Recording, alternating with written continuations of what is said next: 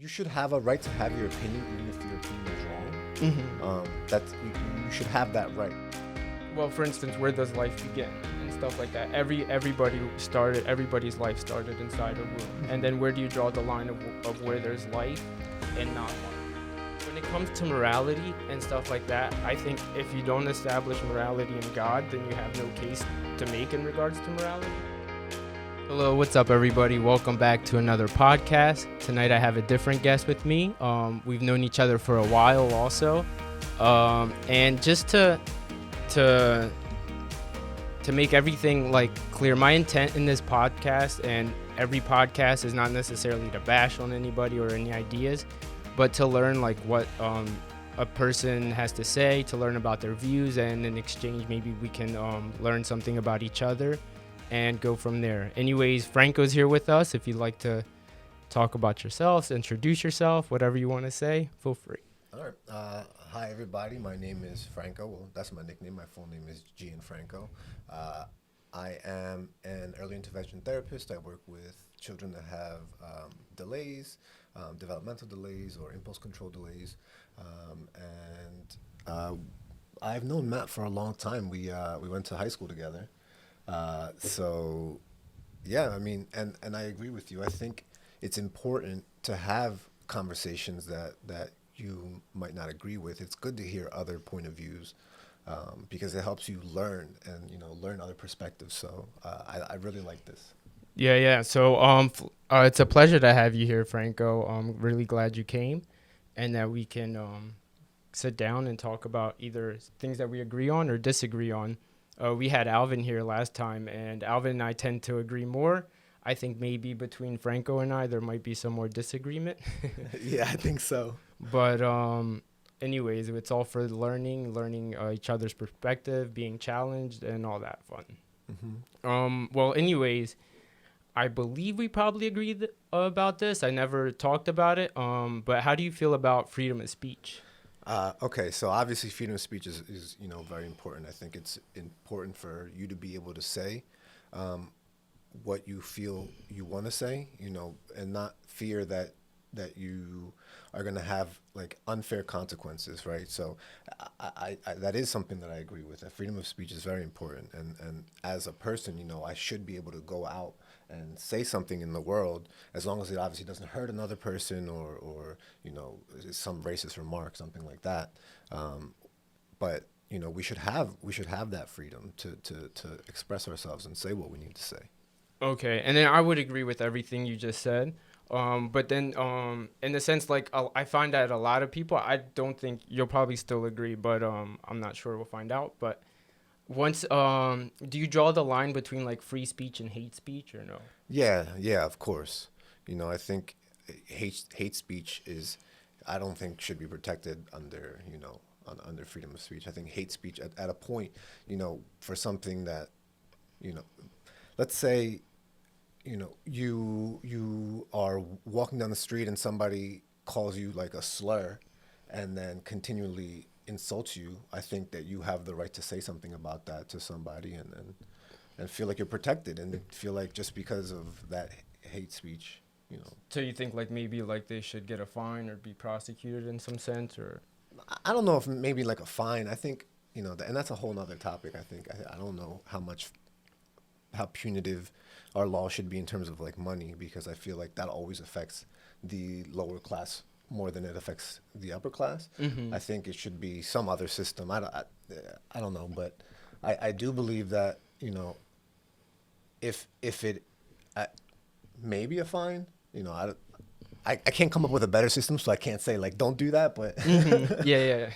Well, so as in for hate speech, I think all speech is free speech, Mm-hmm. and then that would include hate speech. That's not to say that I like people calling people slurs or stuff like that, but people get offended by different things.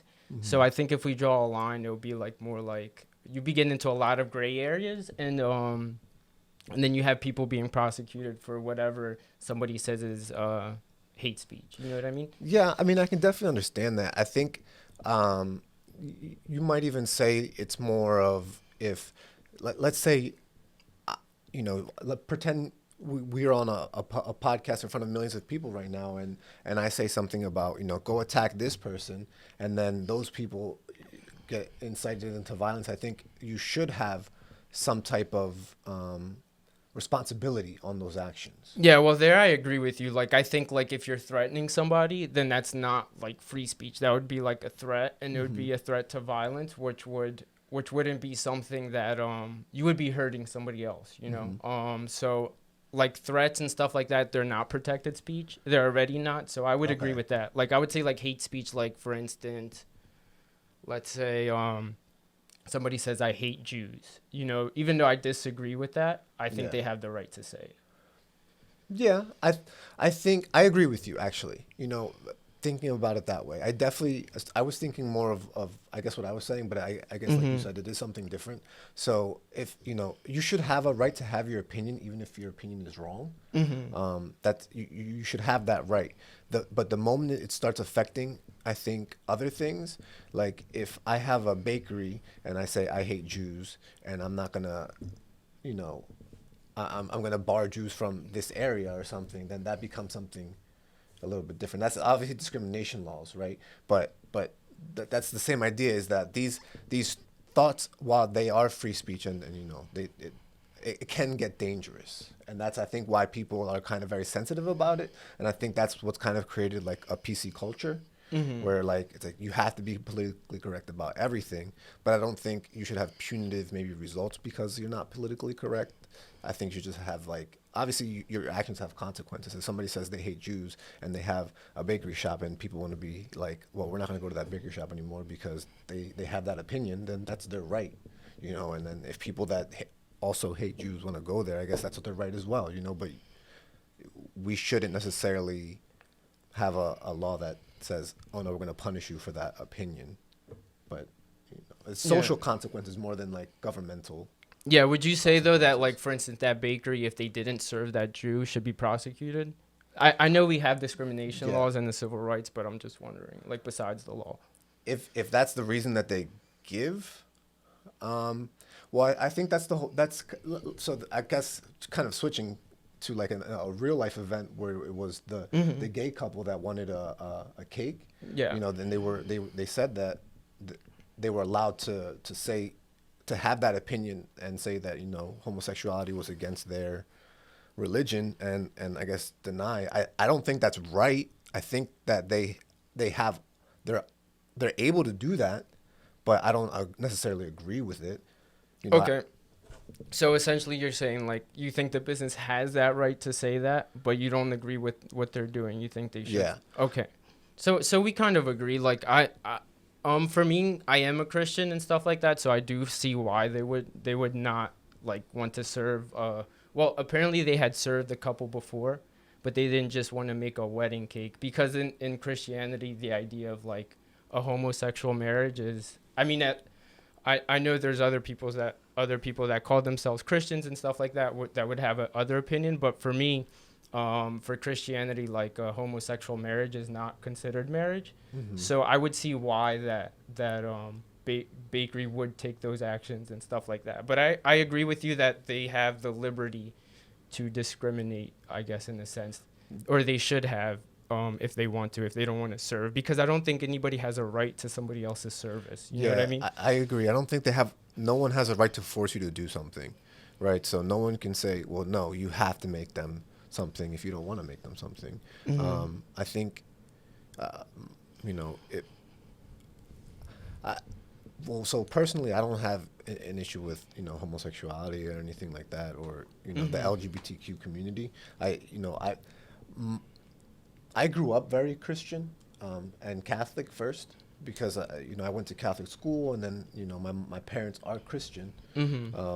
So I grew up with faith in the Bible and everything like that. I don't think of it, I guess, as in the same way. Yeah. I don't want to speak for anybody else, but for me, I think everybody, like the same way that you said, the business has a right to pick and choose what they want. I think people have a right to pick and choose what they want, and I think, who they love is also, that's their right, and I don't think Yeah, I mean, I don't think there should be like punitive, like I don't think the government should do like some punitive action against people like that. I don't have like, I'm not like a homophobe or anything like that. I just don't agree with the marriage part or the, like, I guess in Christianity it would be considered a sin.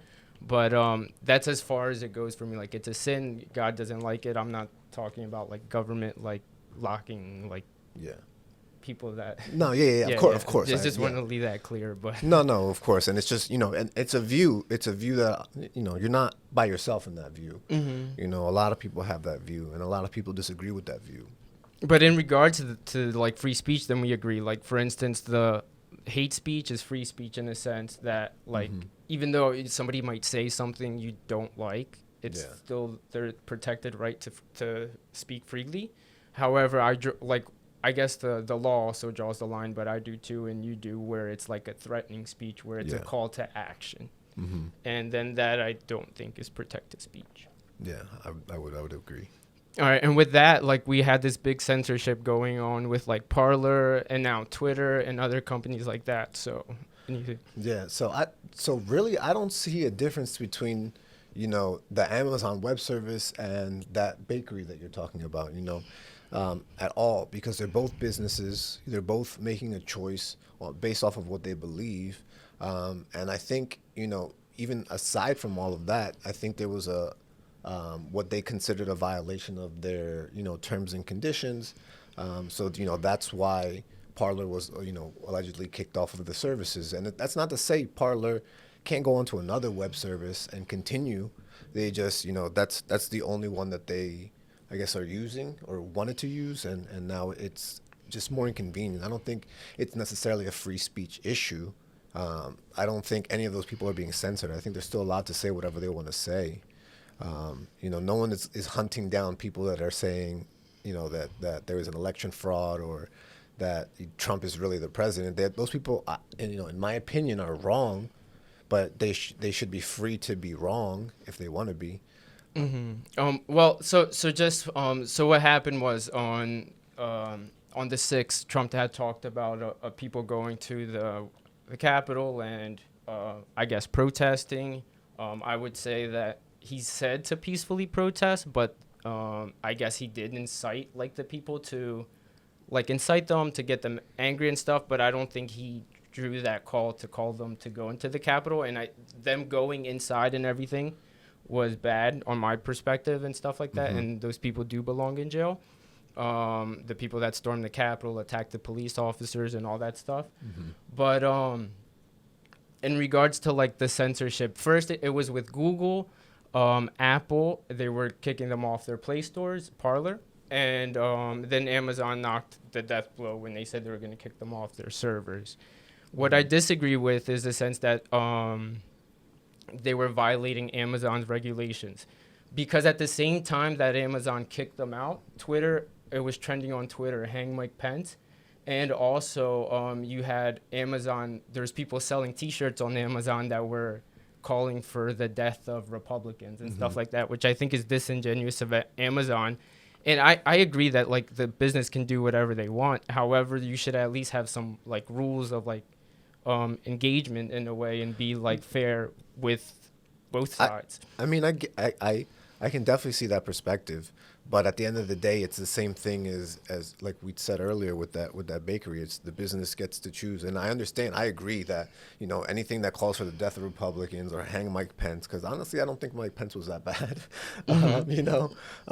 But that's wrong, and all of that should be removed. Now, whether it's going to be removed or not, that's up to Amazon, and that's up to their discretion, and I think they should remove it. But like we said, they can pick and choose what's, I guess, they consider to be worse, and unfortunately that's a precedent that was set from something like that. Yeah. So I agree. Like, I agree that like if Amazon wants to like not follow their guidelines and pick and choose, they're a private company. I do like I guess I'm like coming at them because they're not being fair in the sense with conservatives, because like when it's Twitter is mostly left. So on Twitter, it was trending hang Mike Pence, and they're also on the Amazon service.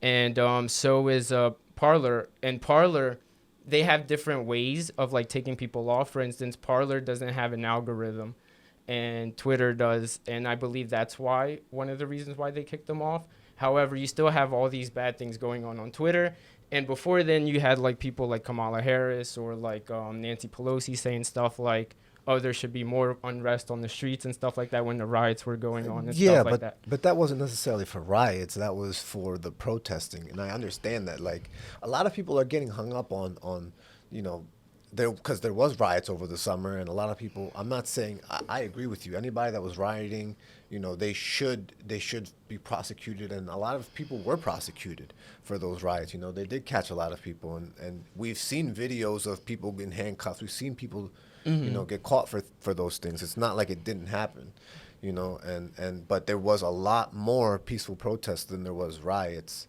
and a lot of people really did protest, and I think that's when even in some of those you know, posts that I see a lot of conservatives posting, saying that those same quotes that you were saying were more for the protests than they were for the riots. I don't think anybody was saying, you know, go riot. I mean, obviously, people were saying people, but not people in the government telling others to go riot. It was more of go protest. And unfortunately, there's always an aspect of you know, whenever there's a protest, some people, like a bad group of people, do things like that, like go riots or go break stores. And unfortunately, you know, I think those people should be prosecuted, definitely, to the full extent.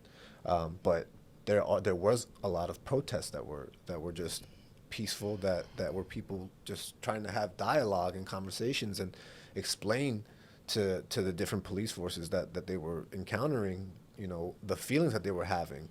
And you know, even a lot of that was met with tear gas, with you know, with police brutality, and there's videos all over the internet, you know. And then when you come to something like the Capitol riots, you know, it's a completely different story as well, you know. Yeah, I mean, in the sense of like the censorship, like for instance, like back on like Parler, like I agree that everybody that was rioting, the same thing as for the Capitol, if you're breaking stuff, looting, you should go to prison and stuff like that. I do think that like for instance in New York City, they were locking people up and letting them out the next day. Kamala Harris raised funds for the people that did go to prison also to bail them out. And Nancy Pelosi specifically said there should be unrest on. She doesn't know why it's not happening in more places. Yeah. Well, but unrest, she means protest? Or? Yeah, protest. That's what protests are, unrest. So, what else would you call a protest? Well, the thing is, like Chris Cuomo on CNN said, who said protests are supposed to be peaceful and stuff like that. And then you have people like Nancy Pelosi saying that like calling for unrest. I mean, I don't think protests are necessarily unrest. I think like they're a gathering of people like protesting. If they want to do like civil disobedience or something like that, that's a different story. But it's not necessarily unrest. I think I think the core issue here is the word unrest. So what would you define as unrest? Not peaceful. Not peaceful? Yes. So I'm gonna be honest. I don't know the exact. Oh no. I mean like in the sense that like let's say like if something's peaceful, I don't think it brings unrest in that sense. So why? Because peaceful things don't bring unrest. Why? Like, you can't have a peaceful protest for, let's say, equality, and that's civil unrest, because there's people that are saying that no, we don't have equality right now. We're protesting for equality. So you're saying the protesters were unrest? Yeah, that is unrest. I would consider that unrest. Okay, then I guess. But then what about when like Chris Cuomo says that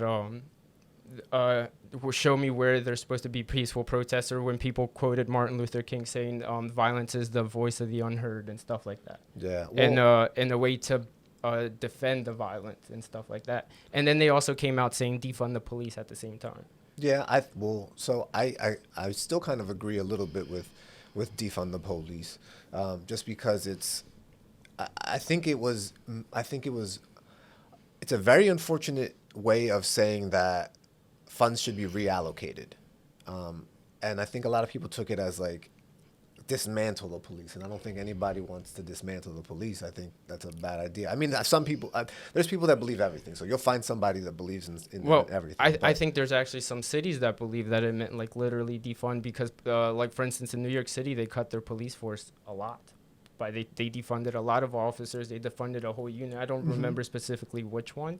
But, yeah. So, but defund doesn't mean delete. It means taking some of those funds and reallocating them other ways in the community.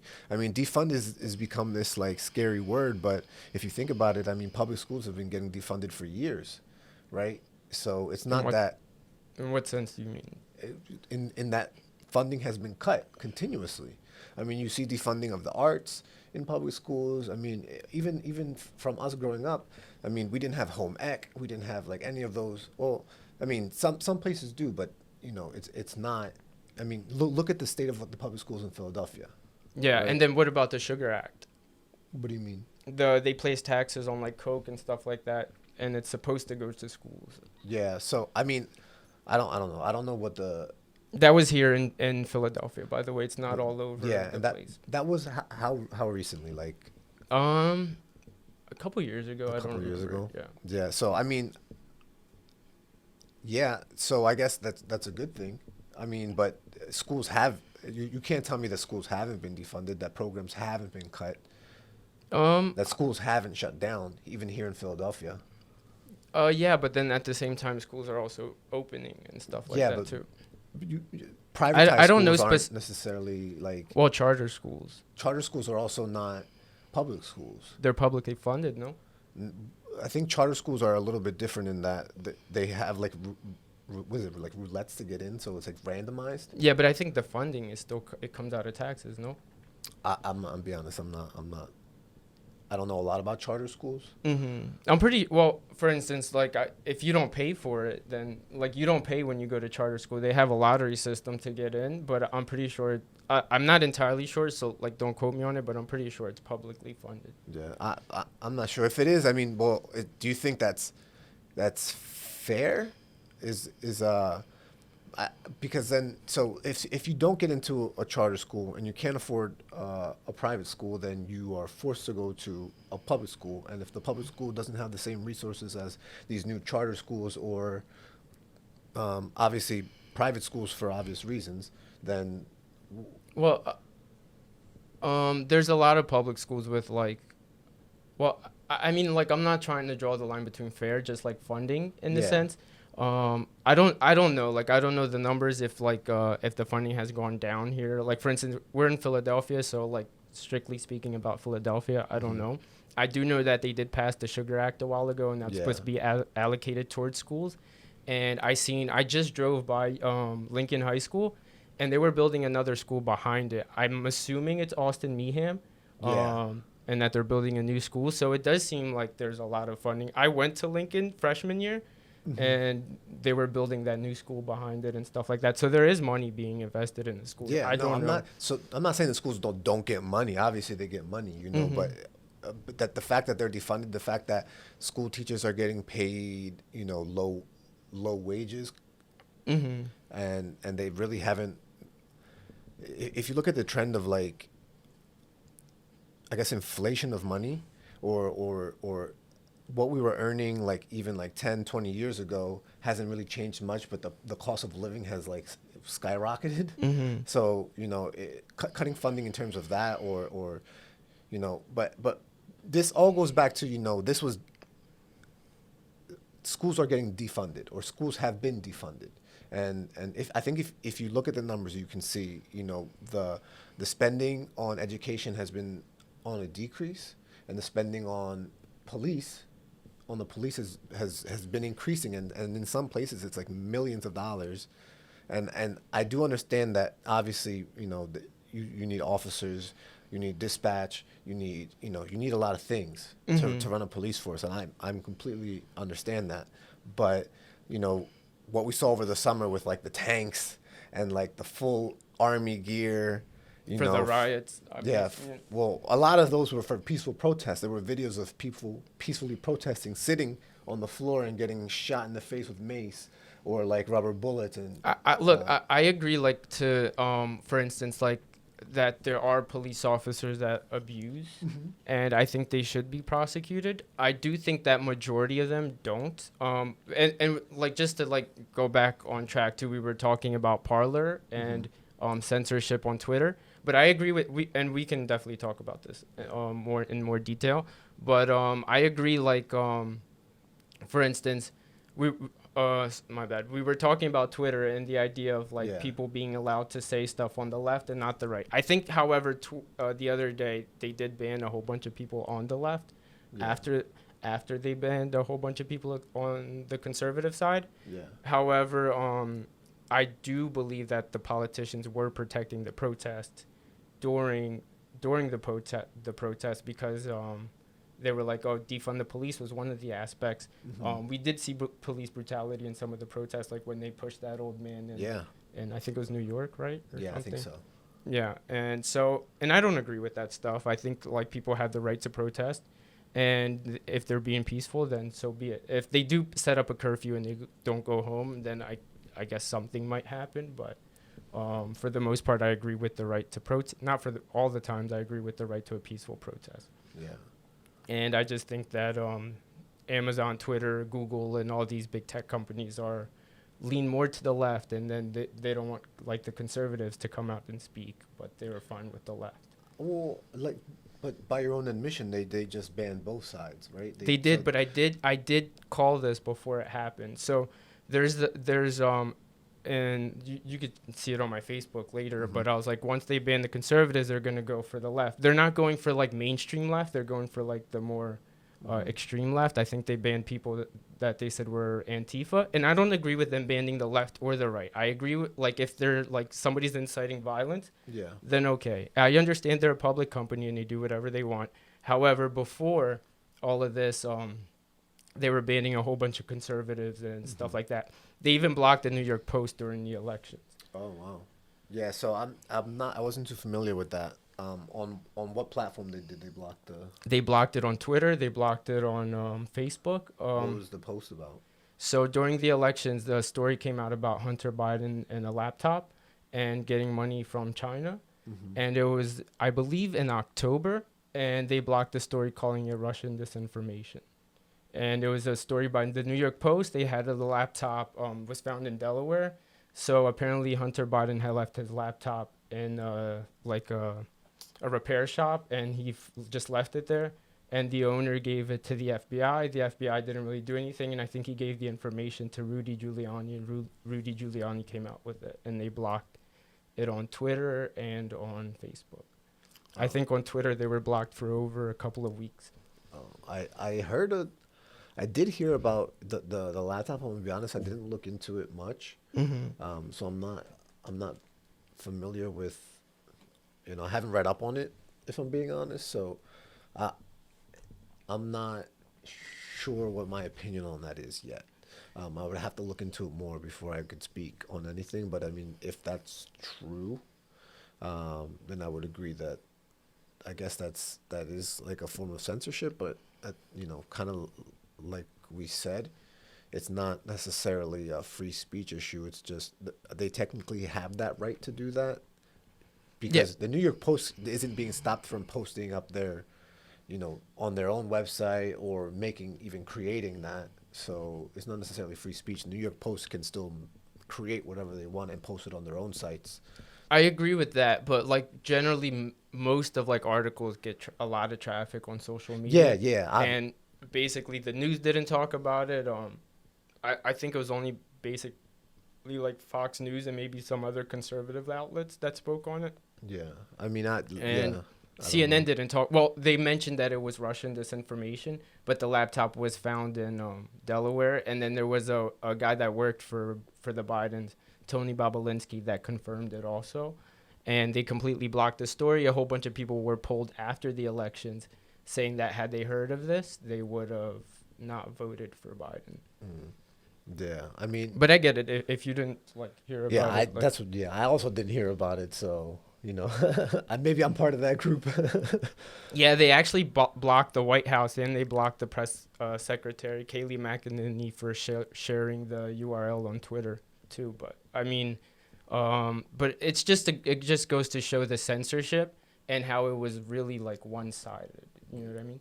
Yeah, I mean, like I said, off of that, I'm not sure. I would have to look into it more, just because I honestly have little to no knowledge about that, and I don't want to make a statement that Yeah, I'm yeah. not 100% knowledgeable about, or that I haven't at least looked into it myself. So, but I do agree that, I don't think that the censorship should be happening, especially if it's, let's say, if I see why conservatives feel like they're being targeted. I can see, but also a lot of information that is being shared is also, you would consider disinformation.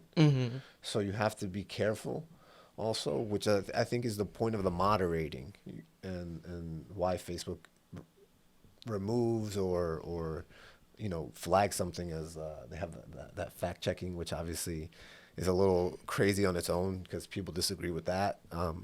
But I think for the most part, overall, I think it works. I would agree. I think the algorithm sometimes can be wonky, or the people that is it people that run it, or is it an algorithm? I think it's an algorithm, and I'm guessing it probably has some people influence too. But I think it's mostly an algorithm. I'm not entirely sure though. Yeah. So I mean, but I think it mostly works.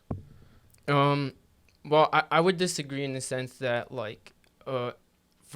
for instance, a lot of conservatives came out and said that right before the elections, their channels were being it was going down on the algorithm because they know how much views they would get and stuff like that, and it was going on the decline right before the elections. So they were saying that Twitter or YouTube and Facebook were probably blocking their stuff. Well, I think YouTube is notorious for algorithm problems, not just with conservatives. I mean, watch anybody on YouTube or anybody that's been on YouTube for a long time, and I constantly hear people complain about the algorithm problems where they were, getting X amount of views, and then something happened, they changed something in the YouTube, or whatever they do, and then all of a sudden they're not getting as many views, or things like that are happening. I think it happens. I think that's just a YouTube thing. I don't know that that's necessarily aimed at them. Yeah. I guess you could probably say it's not aimed at them. But because I don't know for sure, but I do know that a lot of people right before the elections and stuff like that, they were saying they were being shadow banned on YouTube and Twitter and stuff like that. And they do ban people on the left too, but it doesn't seem like it's as much as it is on the right. Yeah, I'm gonna be honest, and I think we do ourselves a disservice by categorizing ourselves into left and right. I think it kind of locks you into, whatever viewpoint one side has versus whatever viewpoint the other side has, and then that's where the content disagreement is. I think as a person, you should be a lot more versatile than just your political label, because there's so much more that goes into your thoughts than just your political ideology. Yeah. I mean, I agree 100%. It's just that, I guess it's in terms, it's easier to distinguish. On the right, you have a whole bunch of people on the right that don't agree with each other. The same thing on the left. You'll get somebody like Ocasio-Cortez versus somebody like what's that senator from West Virginia, Joe Meacham, and stuff like that. I'm not sure. Well, or I guess you can even say AOC and Nancy Pelosi and stuff like that. So you get a wide range on both sides. It's just and Bernie Sanders, something like that. Yeah, exactly. So Bernie Sanders would be more left than somebody maybe like Joe Biden or something like that. Yeah. But it's just I guess it's just a way of using language. It's more of a general term, and I think liberals or something are different than AOC and stuff like that. And you can pinpoint it more, but it's just I guess it's just to make it more simplistic and be able to think it generates this mindset of us versus them, which is dangerous. Well, I don't agree with that too. It shouldn't be, but for instance, even in religion, you have different denominations of Christianity or different sects of Muslims and stuff like that. So it's just a sense to identify at least the generic points of your view. Like, for instance, if you're on the right, you're probably less taxes, pro-life in most cases, and stuff like that. So it just like gets a whole bunch of topics and maybe like puts you in a sense like where you would mostly agree with. Doesn't mean that everybody on the right agrees with each other or on the left, but it makes conversation easier. But I do agree too that it also seems to put us against each other, which I don't think is good. Yeah, I mean, and even so myself, like I'm very different in what I believe. I think that my personal beliefs don't affect my community belief, I guess, if that makes any sense. So I'll explain a little bit better in that. I'm very, like I said earlier, I was raised, Catholic, in Catholic school, and my parents are Christian. So I have a religious background. I used to read the Bible, and I know all of the, Catholic ceremonies, and I've been to Christian ceremonies, and experienced everything. And I believe, probably the same as you, that I'm against abortion. I don't think, and especially as a child therapist, I see the potential in every child that I work with. Like regardless of situation, you see that child and you're like, no, this person, regardless of what they're going through, they deserve to live. Right. And I think we would probably agree on that. So on that, I'm a little conservative. Yeah. But I don't think that just because I'm conservative, other people should also have to be conservative in terms of like, I disagree with somebody who is getting an abortion, but I think that they should decide on what they want to do for themselves. Like just because I disagree with them doesn't mean that they now lose that option. So generally, and this is speaking like in my opinion, the conservative side is not necessarily like we want to control what you do, but we believe that everybody has a right to life, and we believe that a baby inside a womb is a life. And there would be in the sense of like the same way you shouldn't murder somebody, you shouldn't have an abortion. Does that make some sense? Yeah, and I definitely, like I said, coming from that conservative background, I can see why you consider, an abortion a type of murder, right? And that's why I think there's that whole, life begins at birth, or versus like, when is the heartbeat and the brain development and all of that. I like I said, I agree with you. I think, I don't think, for myself, it would devastate me if I was having a baby with somebody and they got an abortion. Like as a father, I would be devastated. But that's not really my burden to place on somebody else, because at the end of the day, in the conservative viewpoint, if just because I believe doesn't mean that I have the right to impose. Yeah, but let's say, just to shed some light, let's say somebody kills somebody. Do you think they should go to jail?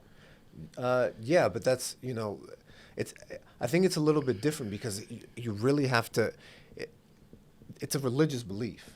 What's right? That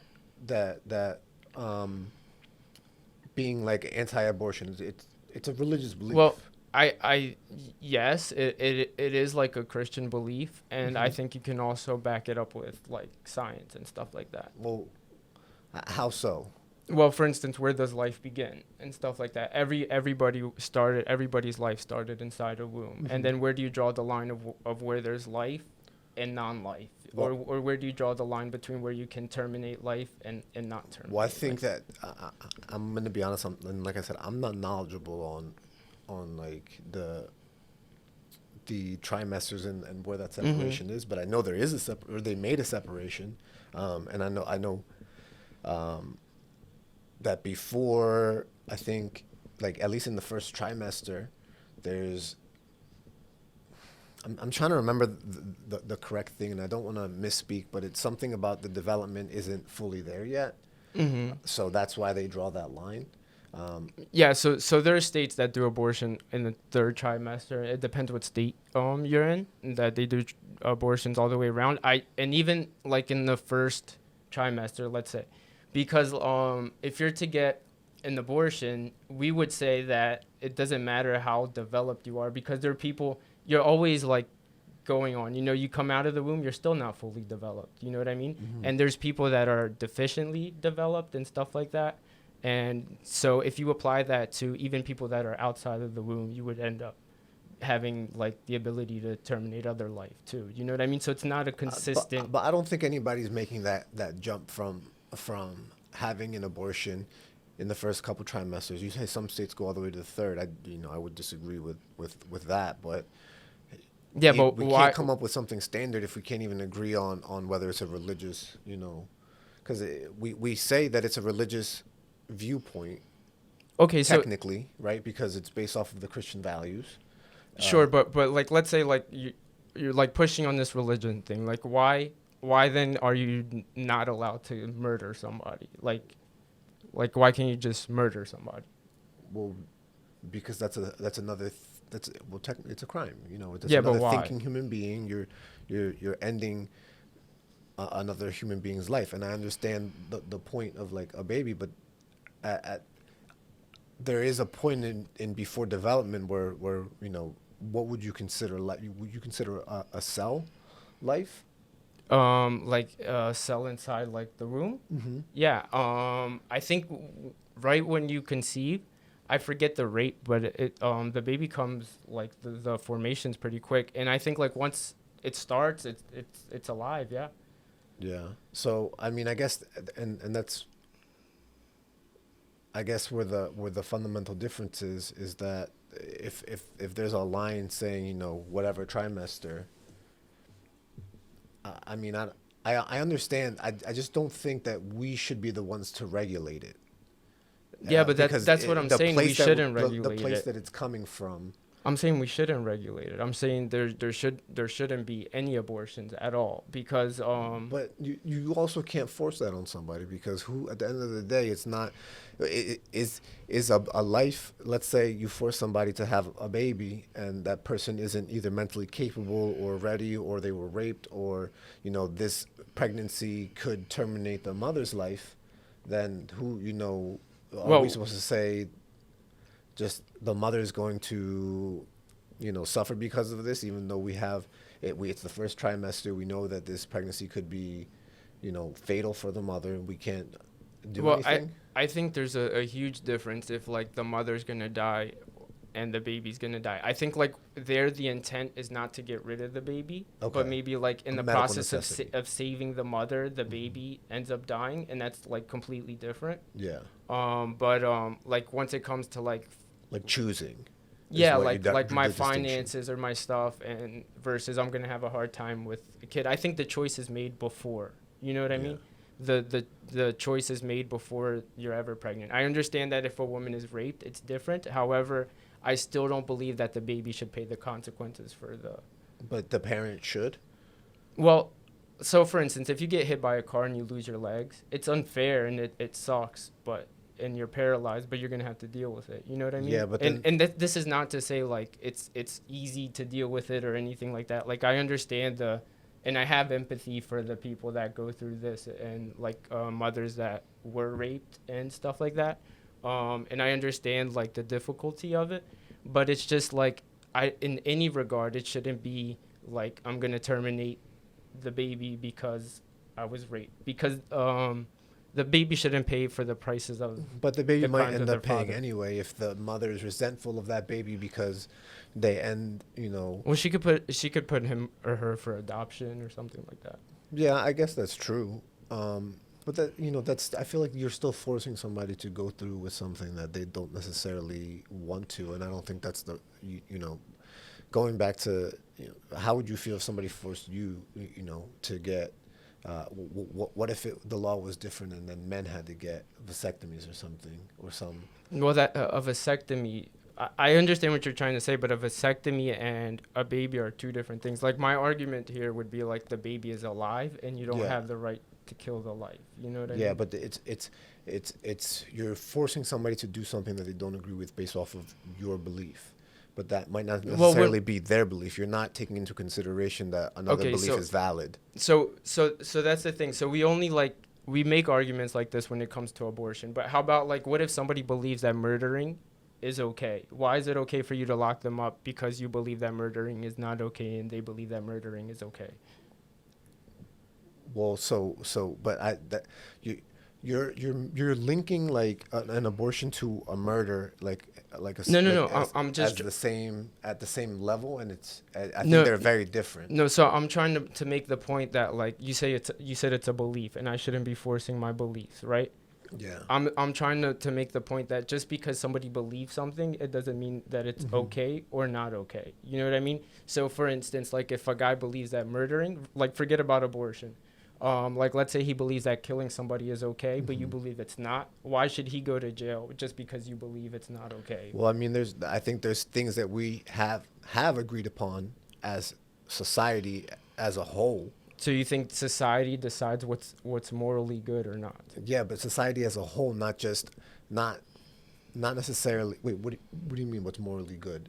Like, I think it goes down to back to rights, where you don't have the right to infringe upon somebody else. Well, that's exactly the argument I'm making. You don't have the right to take the life away from the baby. Your right shouldn't infringe on his or No, hers. but what ends up happening is that life. So we distinguish in that's the mother's life and the baby's life are linked, right? So but you as an outside person don't have any control over that situation. That you shouldn't be able to say no, you have to keep that, or the same way as Yeah, but like forgetting abortion. Like what if a guy says that like killing is okay and you say it's not? Why does your view triumph his? because his view takes away somebody else's right So to life. But that's not. But it's different in that the mother. The mother. There's a line between, again that line that's drawn in development, and the mother's belief might be that the baby's not fully developed until the first trimester or second I agree that the trimester. mother might be unknowledgeable of like what's going on, but Not that's necessarily unknowledgeable, just a different belief. okay. But Right. So if but they don't think that life begins at conception, if they believe that life begins at first XYZ, based off of whatever scientific facts that they have, then that's their right to believe that, I think. And I think that your right of what you believe in shouldn't take away from that mother's right. yeah, but that's the thing I'm saying. Like if a guy believes that murdering people is okay, But then that's jumping to an extreme. I think that's No, that's but a little different. But like forgetting abortion in the sense like why like what grounds you to say that murdering is not okay? Like for instance like there's a moral argument and this is like one of the arguments they use for the evidence of God. And essentially it's saying that morality is subjective if God doesn't exist. If God exists, morality is objective and it's an absolute, but if he doesn't, it doesn't exist. You can't link morality to just God. I mean, there's a Well, ton what of else? cultural influences. There's societal. But if influence. there's no absolute morality, then there's no morality at all. It becomes whatever the majority agrees upon. But so who's God? Which God's morality is the right one? What do you mean? So if there's no morality without God, that means only Christians are moral and everybody else No, is no, immoral? no. It doesn't mean like that you can't be moral. Like It's for based off of God, so everyone's morality is a copy of God's. no, because that would mean that everybody's perfect. But it's in a sense like you need a measuring stick to measure what's right or what's wrong. In the Bible defines God as being good, and therefore whatever God does is good. Whatever goes beyond that would be bad. So, or not beyond that, but outside of that. Yeah, You know what I mean? So God would be the arbiter of morality. Like for instance, if he says murdering is bad, it's bad because God said it, and not in the sense it's not bad. Like you can't say like murdering is okay. You know what I Yeah. mean? It would be like for instance, had Hitler won, and most of the people believe that Jews should be eradicated, it still wouldn't have been a moral good. It would have been a moral evil. You know what I'm saying? Because of killing. Well, because you can't establish that. Like, for instance, if God exists, it would have been an absolute and not subjective. Like, for instance, if you say it's subjective, then it would be like whatever the mass agrees upon, then that would be morally just. Well, isn't that? I mean, isn't that what morality is? It's what the mass. Well, then why can you stand here and let's say like and condemn Hitler? What do you mean? Like most what- of Germany agreed with Hitler. Yeah. So, but they were wrong. People can be wrong. Yeah, but how would you say they were wrong? If morality is subjective and it's based upon what a majority of people believe, then how would you point the finger and say that they were wrong just because in our context, a different time in history, that majority of the people disagree? But I think even the majority of the people disagreed with Hitler. It's just not the Nazis. Yeah, but that's his group, right? The Nazis are in the minority. They're not in the majority. Well, Hitler, not only the Nazis, but a whole bunch of other countries backed them up also. Yeah, but I think, and Russia. This goes back to, I guess, the winner writes history, right? But I disagree with that. But you disagree with that? Yeah, but I don't think the winner always writes history. But just like just staying on track, like in the sense like, let's say like slavery, right? Mm-hmm. Slavery was around in all of the world when we had slavery here, right? So there was slavery in Europe, in South America, North America, everywhere. And was it a moral good then? No, but but slavery's in the Bible. So where, like, what do you mean, like? So people own slaves in the Bible. Are you talking about like being okay to own slaves? There was never a such thing as slavery in the sense that we had it today. That like like for instance, are you talking about like in the Old Testament? Yeah. Where the Jews owned slaves? Yes. Yeah, so it was never the same thing as we have it today. Like slavery was understood completely different back then. They would work for people. It was basically like almost like an indentured servant. It's not even in the context of like what we see slavery as. It's not the same thing. So, but I mean, I would disagree. I think even the whole Moses story of slavery. Yeah, but that wasn't the Jews. That was Egypt. Yeah, but my point is that these stories are. Yeah, Egypt was judged by God. No, of course. I understand that, but it's the same. It's the same slavery as. So when the chosen people, would conquer cities, they would take those people as slaves, right? You read. I don't have off the top of my head. I don't know the books, but. This is something I guess I would have to research and come back on, because I know I've read different versions that do have the same interpretation of slavery, and even going back to what you were saying about God being like, if God says it's just, so why is murder when God sends, like, what was it, the walls of Jericho, right? And God helped them drop the walls of Jericho and then go in and slaughter the people on that land, that's okay. Or when God murders people with a flood, that's just. And I guess you can make the argument that God, created everything, so he has the right to destroy everything, but would that... Well, so if God is perfectly good, right? Mm-hmm. And that would mean that he also, and he's just, right? Mm-hmm. He's perfectly just and he's perfectly good. That means that for sin there are consequences. Yeah. And God can judge a nation or kill somebody or terminate their life based on the like them being a sinful person and being judged. It wouldn't necessarily be like murder, but it would be judgment. So that's one of the statements I think I disagree with, in that, God is just, God is all of those, like, omnipotent, omniscient, mm-hmm. and just. I think it's kind of like it's things that don't make sense with each other. You can't know everything and be just, because then how do you, how can you say that someone that lives their whole life without knowing Jesus, or knowing God, or knowing anything of the Bible, just from pure circumstance of being born somewhere and not knowing anything about Christianity, all of a sudden they are going to burn in hell forever, just from pure not baptism, not knowing, just from pure chance?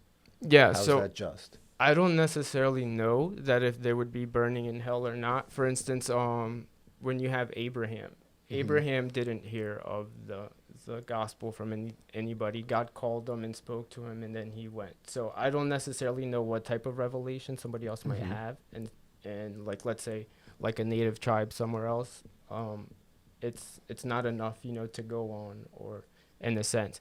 And I think at a certain point too, you would have, like, obviously if you're a Christian, you would trust God and that he's morally just. You know what I'm saying? But And he even knows what he's doing. but even then, I mean, that's kind of like it seems like a convenient excuse of like, yeah, you know, I understand, but God, you know, he knows what he's doing. So Well, for instance, everybody else is kind of like, you know, that's not well, for great, instance, but there is whatever. Sodom and Gomorrah, right? So God went to Abraham and he was like, I'm going to destroy Sodom and Gomorrah. And then Abraham's like, no, don't. If I find 50 righteous people, would you not destroy it? And then God says yes. And then Abraham draws that down, I believe, till it was like 10 people.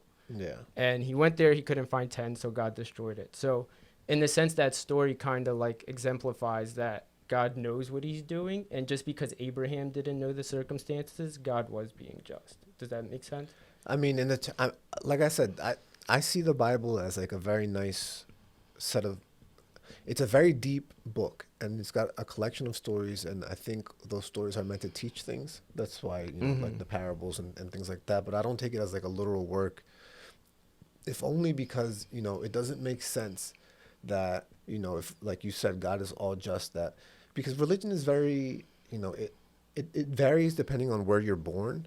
You know, you might be born Muslim, you might be born, you know, oh my God, I don't know why, but I'm liking on the other religions. But Like Hindu. yeah, you might be born a Hindu, you know, all these, there are other religions in the world, you know, Yeah. but it seems unfair that just based off of proximity, you might not get a ticket into heaven. And then even then within the Christian religion and the Catholic religion, there's so many differences that who's necessarily the right one, right? And it's, I think the whole situation is devolved kind of, and kind of going back to what we were talking about, the separations between even like the church and different like sects of religions are even causing everything to become even more polluted, in that we don't know what's really right, you know. Well, we have the Bible, we know what it says, and I guess people. But it's the interpretation. It's the Yeah, human so- interpretation that changes what everybody believes. So yeah, there might be disagreement on some aspects. Like for instance, however, like there's different denominations of Christianity that would disagree. For instance, on baptism, should we baptize kids or should we baptize adults? Right? But we wouldn't necessarily that's going to exclude you from heaven. But that's true though. A lot of Christian religions believe that if you're not baptized as an adult, if you don't know Jesus, you're going to hell. If you something happened to you right now, let's say I wasn't baptized in the Christian religion and I walked outside and I got hit by a car and I died, and if I didn't know Jesus, I would be going to hell. Yeah. So I mean, this goes to like the gospel. The gospel is essentially like we're all of human race is they're all sinners and they all need a savior, right? And the Bible tells us that we're saved by grace. It's not based on what we do, but it was a gift from God. And the idea that like that you're gonna go to hell because you weren't baptized doesn't really like make sense. If we're saved by grace, but it doesn't make sense to you. But there's so many religions where it does make sense, or so many different sects. I agree. That would say that, but I'm just saying literal. I disagree with them that would send somebody to hell. I would say like other stuff, which would just reflect on the idea that they're not real Christians and stuff like that. Other actions and stuff that wouldn't reflect that they really believe, because your actions have to correspond with what you believe. But like there could be Christians saying things like that and they still end up in heaven. You know what I mean? Yeah. I just think it's a very, the system that is put forth in the Bible for people that go to heaven and people that don't doesn't seem very just. For someone that, you know, if God is all just and all knowing, it doesn't make sense that so many people are excluded out of this system. Like if it's by grace, but the grace of knowing. Well, the idea is God being just, and it says that we all deserve, in a sense, to go to hell because we all have sinned. God can graciously save who he pleases. You know what I mean? And Jesus dying on the cross would be paying the punishment that we deserve, and therefore he could save whoever. It's not by a merit system, but a gift system. You know what I mean? Okay. And I get what you mean, but like, it's still like, I think the gospel is very clear in the Bible. We have 4 gospels: Matthew, Mark, Luke, and John, and then in Romans there's like a detailed explanation. Yeah, but even what's been in the Bible has changed over like the course of the Bible itself. The Bible has changed. Yeah, I mean, there's different versions of the Bible. There's King James. Well, that's translations. The Bible hasn't changed. Well, you wouldn't say the New Testament isn't an addition onto the Bible after? So obviously, the Bible existed in the original books of the Torah, and then in Christianity's belief, the New Testament after Jesus, and that's your Bible, right? But there's different versions. Technically, in the Book of Islam is technically even a derivation of the same Abrahamic religions. Well, I think you could look in these books and see if they contradict each other and stuff like that. Well, I think that my point was that books have been added and taken out, and even like in the New Testament, especially in the New Testament, where I think there was other books that were part of it that were later taken out, and books that were added in, and it just basically goes back to the idea of man is kind of adding and subtracting based off of like whatever geopolitical things were going on in that time to kind of So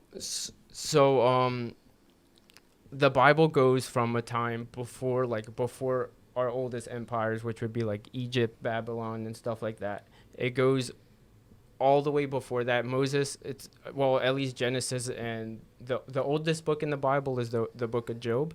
But like the beginning story is written supposedly by Moses, at least that's what we expect. However, it goes from that time all the way to like the Roman era and stuff like that. So it wasn't written in a short amount of time. It was in like between 1500 years and stuff like that. Yeah, but it's based off of a lot of it off of oral history, right?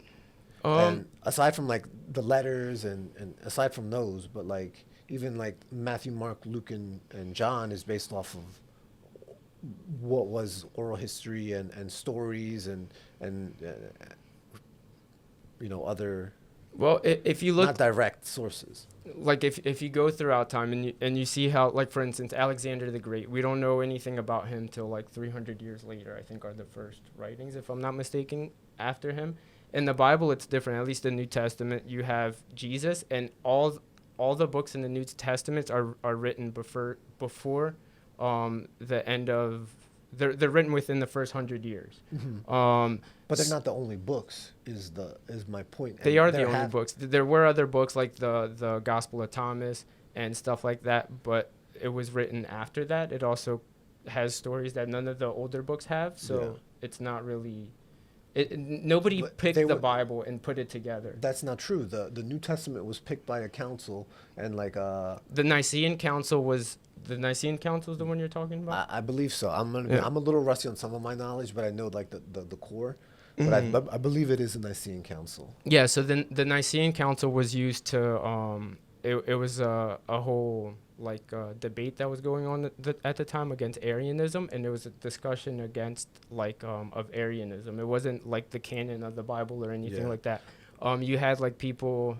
I believe it was Tertullian and Justin Martyr and stuff like that using books, and it's kind of like throughout history we look at what books were used, and we look at what books were used during the Nicene Council and stuff like that. But the Bible was not put together by a person, but it was used and by a whole bunch of different people, the same books, kind of like the same books, and that's how we canonize it now. We even look to the Nicene Council to see what books they used to disprove Arianism. But then wouldn't that be basically the morality of that time decided what the Bible was going to become, and then we kind of are forced to go off of that? Isn't that the same?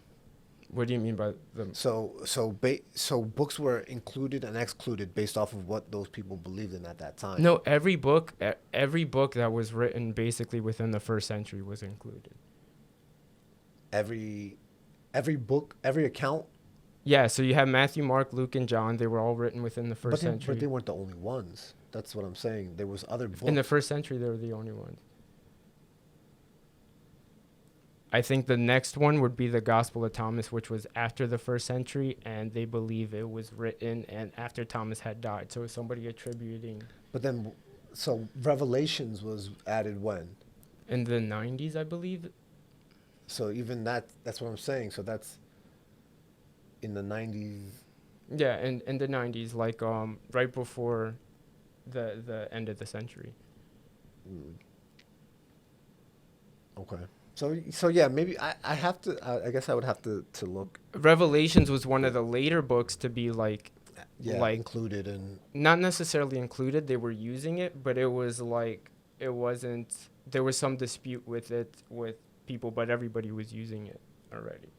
Yeah, I'm gonna be honest. I have to go back and get some more information on the books of the Bible because I'm going off the top of my head. I didn't really write anything or Yeah, research anything, yeah. but I believe from previous research there there was a gospel that was included in versions of the Bible that was later taken out.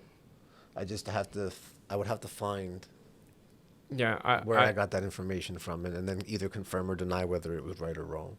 yeah, there might have been like at times maybe that they used a gospel, but it was never like a universal use. Maybe a sect or something used the Yeah. Gospel of Thomas, but it was never by like the what they called the Catholic Church at the time. Yeah. Which would not it doesn't refer to what Catholicism is today, but like the Christians that all agree with each other. They Yeah. use the term Catholic as like the universal Christians that agreed Yeah. in a sense. Yeah. But in regards to like going back to the abortion thing, in regards to like morality in a sense, like we end up like I guess in your view, I don't know how to express this in a way, but you would end up saying that it's not okay to murder somebody, right? Yeah. Because Well, you believe. Well, there are acts that take away another human being's right to live freely, right? So like Yeah, but essentially, like, say, like, we're questioning everything. If God doesn't exist, if none of the, like, the idea that you have a right is originated from the Bible. Like, John Locke, I think, was the philosopher that talked about having these natural rights, and which was how this country was founded. Thomas Jefferson was a big, like, he was big into, like, John Locke. Yeah. And John Locke made the argument for, like, that we all have these unalienable rights.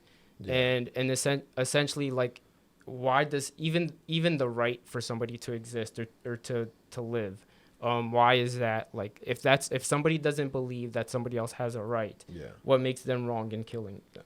Well, I think this is like kind of like a discussion that we were having before, but rights, rights are subjective to where you come from and where you are.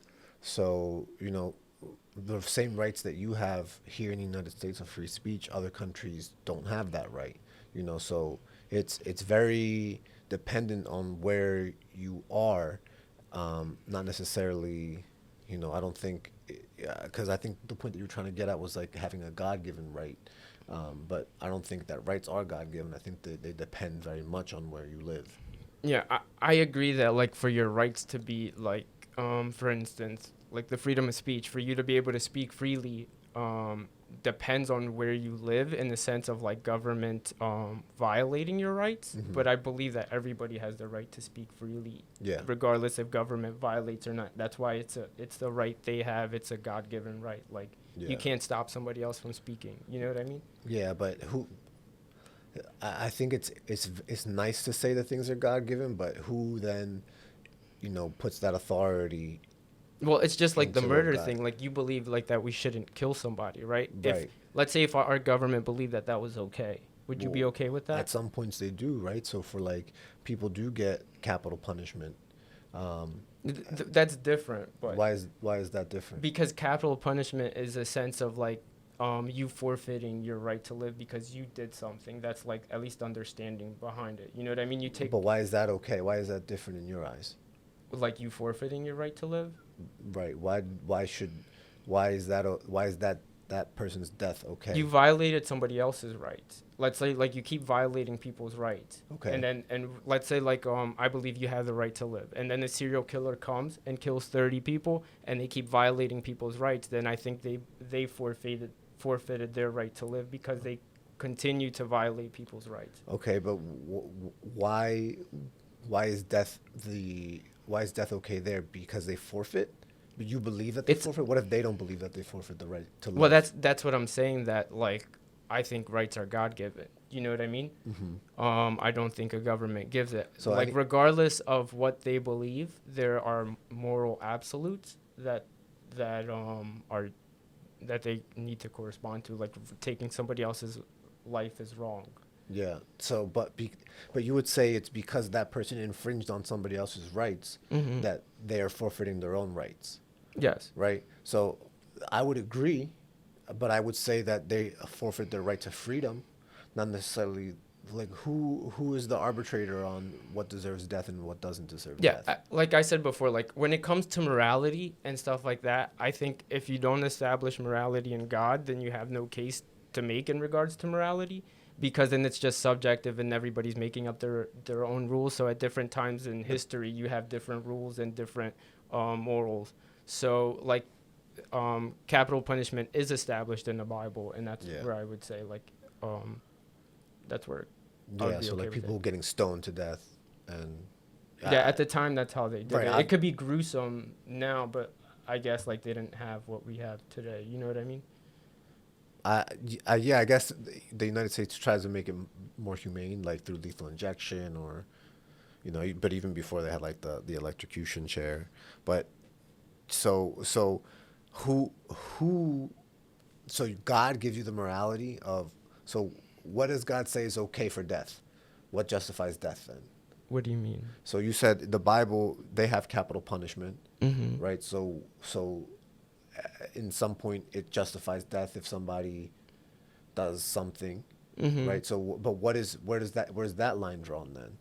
Okay. Well, like I was saying, like it depends. Like let's say maybe if somebody rapes somebody, Mm-hmm. you know, they could face a death penalty or not. I don't have like a line like where exactly. I don't think somebody that stole should have like a death Right. penalty or something like that. But like a serial killer that killed 30 people or something like that, then I don't really care. Yeah. I mean, I personally, I agree with you. I think if some of serial killers, if it gets to that point, then I think they forfeit that right, and but that's something that I think comes from the government, not necessarily from God, because I think it's hard. The Bible Well, doesn't give a clear distinction on what deserves that penalty and what doesn't. well, Just that it it's does, but it acceptable. doesn't. Like in a sense, it does at the time that for instance, that there was a theocracy and the Mhm. Jews like were a theocracy. It does give like what deserves, but there's like law and case law in the Bible. Yeah, but like, Um, but what does some of the things include? Like heresy, is punishable by death. So that's anything believing something other than. yeah, So, but again, it was a theocracy. but that's okay, because That at the I don't time it was a believe that that's theocracy. okay now. I do believe that that was okay during that time because like But what's the huge difference in the Bible that in the Sure, way it was interpreted then versus now? it's not then, it's just the time difference. For instance, the Jews weren't always a theocracy, but there was a time period where God freed them out of Egypt. And like regardless if you believe the Bible or not, the story is that basically God had Moses, God spoke to the Jews. So they were a people that lived continuously based on like God's provision, and they've heard God speak and stuff like that. So there's more consequences if you're in those circumstances. Like for instance, for you to hear God and then worship an idol is completely different than Yeah. today. You know what I mean? Yeah. So it makes the standards completely different. Okay. So then, but then that morality changes with time. No, it changes with the context, not necessarily that. But the context is based off of time. Yes, but God is not like. Have you seen God speak? Have you seen like manna fall from heaven? Has God opened the Red Sea for you and stuff like that? So it's different that if you don't see those things and they did and they deny God. Does that make sense?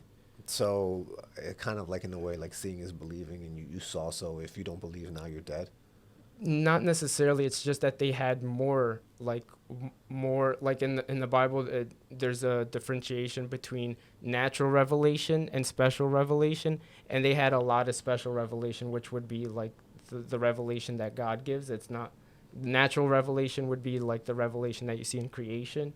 For instance, like creation looks orderly and stuff like that, and that would be a revelation of God. But special revelation is different, and since they have a lot of it, it comes with different consequences. Yeah, I, I disagree in the fact that I see it more as like something that's changed with time more than necessarily like, so just because God spoke to somebody or because they have that type of revelation, all of a sudden, even like the Crusades were something similar of where you believe something other than me, so we're going to go to war. And obviously there's a lot more political things that go into that, but I think the basis you can agree is based off of religious and cultural differences, where even spreading Christianity throughout the world, the way it spread was kind of barbaric. And I guess it depends. What used, time. yeah, and I would agree with you in some instance. But my issue is that they used that text saying that, well, God said it's okay because we have to murder people that are not, that are pagans or non-believers, burn witches, things like that. That people use the book to kind of reflect their own intentions or the period's intentions on what they think is right, when that's not necessarily a proper interpretation either. Could it just be that they misused the book? Yeah, I definitely think the book is widely misused still, even today. I think people misinterpret the Bible and use those interpretations to spread hate.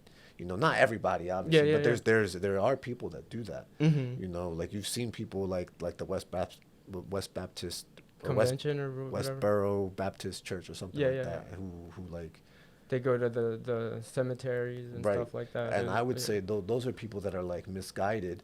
I would agree. But we've seen a lot of that in history, and people using those divine texts to kind of justify different things. And I see, as much as I agree with we have similar views on abortion, I don't believe that just because a religious text says something, it should be enforced by our government, because I think we have a separation of church and state for that reason. I think separation of church and state, when it was founded, is probably a little bit different than that. What I'm saying is, I don't mean that everything the Bible says in the sense of like case law is for today. No.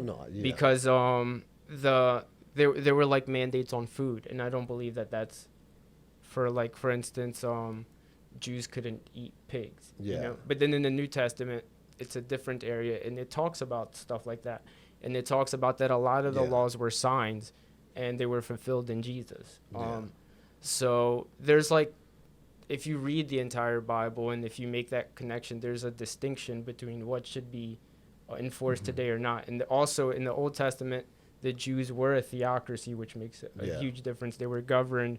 It was a religious government and stuff like that, which brings different, like I mentioned before, different consequences.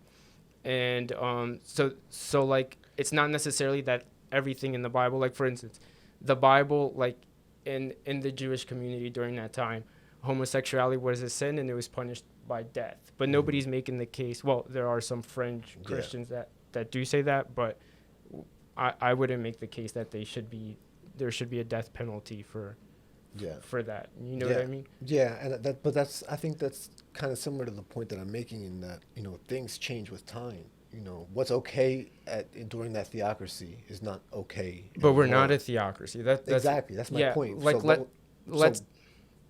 my bad. No, you're fine.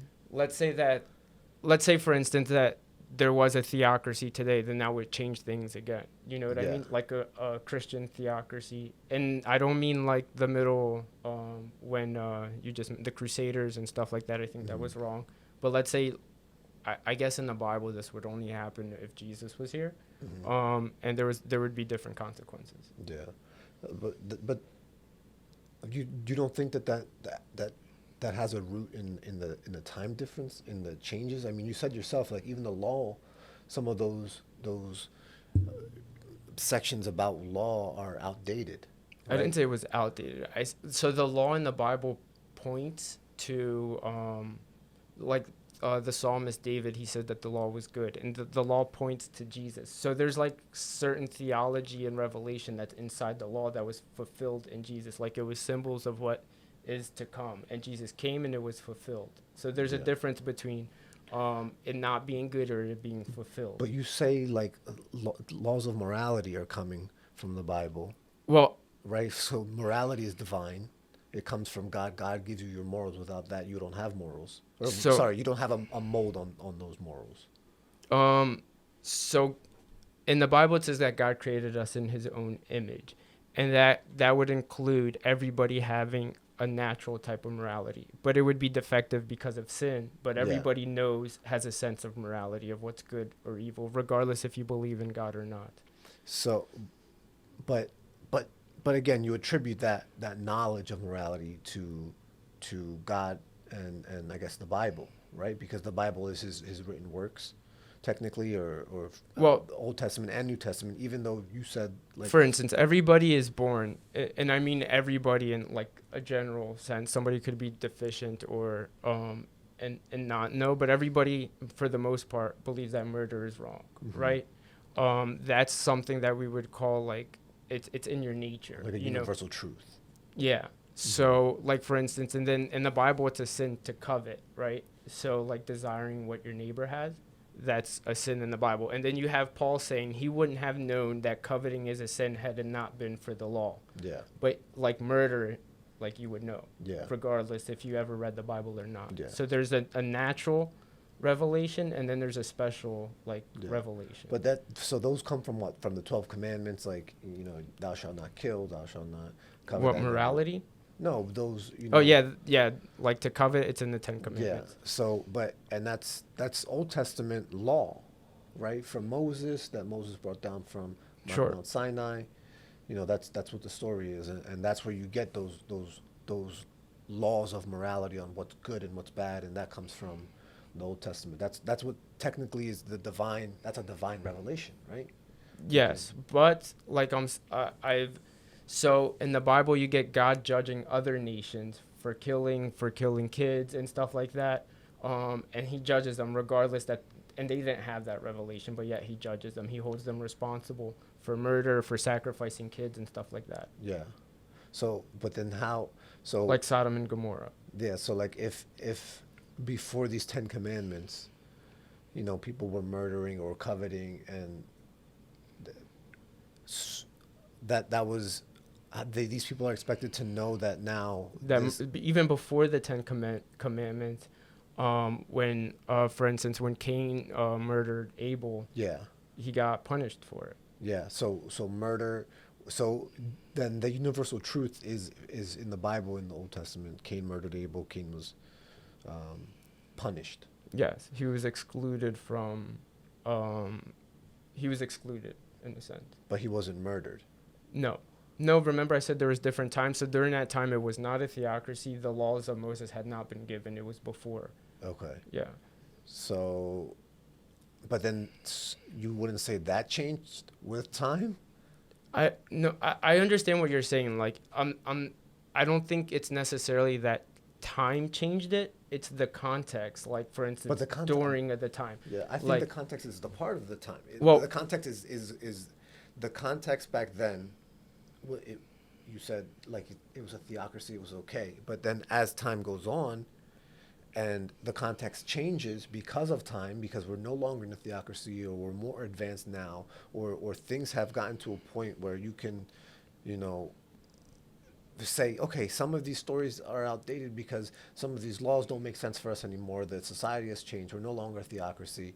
Who you can say, like, I feel like we pick and choose on what we follow. No, so murder was wrong before Moses. Yes. And after Moses. It was always wrong. The difference was the consequences for it, right? Yes. Moses gave a law, and these people were like in a theocracy during that time. Okay. And that was that was why. It didn't change that it's right or wrong before or after that. But do you still follow the 10 Commandments? Yes, in a sense. Like for instance, the Jews on the Sabbath, they're much more stricter than we are. Mm-hmm. But then if you read in the New Testament, I believe it's in the Colossians, it says that the Sabbath was fulfilled in Jesus. Mm-hmm. So that's what I'm saying. There's fulfillment that comes, and it's complicated because, like, I read the Bible, I read like the commentaries and all that stuff, and it's like a lot of context, and it's hard to like to simplify it. But the Sabbath was fulfilled in Jesus. Like, for instance, you have Jews that won't do any work on the Sabbath. They don't even drive their car, depending like what sect of Judaism. Mm-hmm. And we would say that Christians Yeah. don't have to do that. You know, you could drive your car. Yeah, but that's what I'm saying. So it seems very subjective then to base off of even from the same book that has, you know, those two religions that have the same origin of the Old Testament, and then separating, and then so then even in that situation, then who is the Jews were the chosen people of God, and then Christians are the believers in, you know, that Jesus was the Word made flesh. And Okay, all so these things, let me right? try. This is a bad example, but let me try to give an example. Like, let's say I say, you can't have any apples until your wife comes, right? Mhm. So right now you can't have apples. Then Yeah. your wife comes and you can have apples. Mhm. So you see, that's why I'm saying it's not a time thing. It's a context thing. Like, Yeah. at this particular time, you can't have apples. However, after she's here, you can have apples. You know what I mean? Does that make sense? But I think the two are linked, timing and context. Yeah, but it's not an evolution of, like, and even though, like, I do think that in a sense people like have been, like, society today is not the same as it was before. I would say that's because of the influence of the gospel and stuff like that. Mhm. But yeah, but it's not that God's law is changing or anything like that, or is changing with time, or like different values are coming. Like, murder was always wrong. The punishment for it was different depending on the context of the time. Mhm. Like, you can't like say like, for instance, during like when Jesus came, the Jews were no longer a theocracy. They were under Roman rule. They did have some of their own rules and stuff like that too, but they were mostly under Roman law and stuff like that. And you can't say that like they should govern the same way that they did before. You know what I mean? It's not that there was an evolution. It's just that. Yeah, I think I mean I agree with you. I think, like you said, context affects a lot, and I think because of that context being affects the Bible. Not only that, but also the interpretation of whoever is in that context, right? So people might have interpreted it like back during Crusades as like, okay, well, you know, we're maybe they interpreted it incorrectly, but that's the problem, is that the interpretation of the Bible can change, or you know, what is okay in one context changes, and other things remain the same. So it's not very, how would I say, it's difficult to have the Bible be like this perfect book with these errors and these changes and these seeing what has come out of it. You know, I'm not saying everything that comes out of the Bible is bad. You know, that's not what I'm saying at all. But people interpretation of that Bible changes what is okay in certain contexts. Yeah, and then we could just say the interpretation is wrong. Like, just if you wrote a book and you have like you know what you meant by it, but you have two different people interpreting it and they come to different conclusions, that doesn't mean that that's what you were thinking. You know what I mean? Agreed, but then so who is then the authority that says which interpretation is right and which is wrong? Well, one would be more accurate than the other, right? Whoever comes closer to what yours is, or whoever gets what you were thinking, would be more correct than the other one, right? But then it becomes by popular choice of which version. No, because they could interpretation. both be wrong. Right. Yeah, but we know that somebody's wrong and somebody's right. But who is right and who knows who's right? But it doesn't matter. There's a Why right. it doesn't matter? No, like, for instance, if you wrote a book and you meant something by it, let's say like 10 people like wrote commentary on your book, right? And you have like let's say we know like 3 of them got it right and the 7th got it wrong. the 3 are a minority yet they're right, and the 7 are a majority and they're wrong. We can say like they're wrong and somebody's right. Now I think that in the Bible, you do have people that got it wrong, and we all get it wrong somewhere. But there are some essentials in the Bible that are very clear and very hard to get wrong if you read it honestly. But then how do you know if your opinion is in the right or the wrong? Well, I Even think if you're in the minority. the fact that we had the Bible, we can go to the Bible and argue it and see, you know what I mean? But using that same interpretation, you can argue different things. And that's what I'm saying, that sometimes it can be misleading, and a majority can be wrong, and we've already agreed that in times in the past it has been wrong. How do we know that this is not one of them where you're trying? Well, like you said, we agreed that it has been wrong, so Yeah. we agree that they were wrong. We know that they How do you they know? were misguided. But that's what I'm saying. But even in the moments, people don't know that. So let's say like some people in the Bible, some people that preach today preach prosperity, right? They say like Jesus died not only for your sins but also to make you rich. I could just simply say like, show me where it says that in the Bible. It's not there. Yeah. You know what I mean? Mm-hmm. Yeah. I agree, but like that. But that's just taking something that you're like adding. But even I'm saying the interpretation of even like something small where, you know, be it in the Old Testament or the New Testament, where we take, you know, like we said, murder has always been wrong, but some things that are wrong are now okay, and some things that are okay then are not okay now, and it kind of gets affected by society. So I know there's different like versions or different translations that kind of affect whole religions as well, and even the mistranslation of a word can like There is, yeah. affect everything at a large scale, and like what a whole group of people believes, right? And I just think it's hard to come up with like a right and a wrong, because every sect believes that they're the ones in the right, and then everybody else is the one in the wrong, and it just seems hard to pinpoint, and then to use that as like a guide for, you know, what your laws are and then what your rights are. I think it's a good influence. You know, I think it definitely has like a good guideline, but I don't know that it should be the be all end all necessarily. You know what I mean? And I just kind of taking it back to the whole abortion thing. I understand why people are against abortion. I'm against abortion for similar but different reasons. I just think that my right doesn't supersede. You know, we give the parent the option. We say that the parent is the one in charge of the child, you know, and while that person is in a symbiotic relationship with the mom, I think it's her decision it should be her decision on what to do with that. Yeah, and just to touch on the morality part of it, I'm not necessarily saying like even if the Bible didn't exist, for there to be an absolute moral truth, there would have to be like another being, like God would have to exist, because if it's just to humans, it would be subjective, and it could be depending on the time or like which human and stuff like that. So even like it's not necessarily that, like, even though I agree with like the Bible and the stuff that's in it, but even if the Bible didn't exist, for there to be an absolute morality, God would have to exist. I don't know if you ever heard of Steven Pinker, and there's other ones too, that he's not a Christian. I believe he's agnostic, or he might be an atheist, I forget.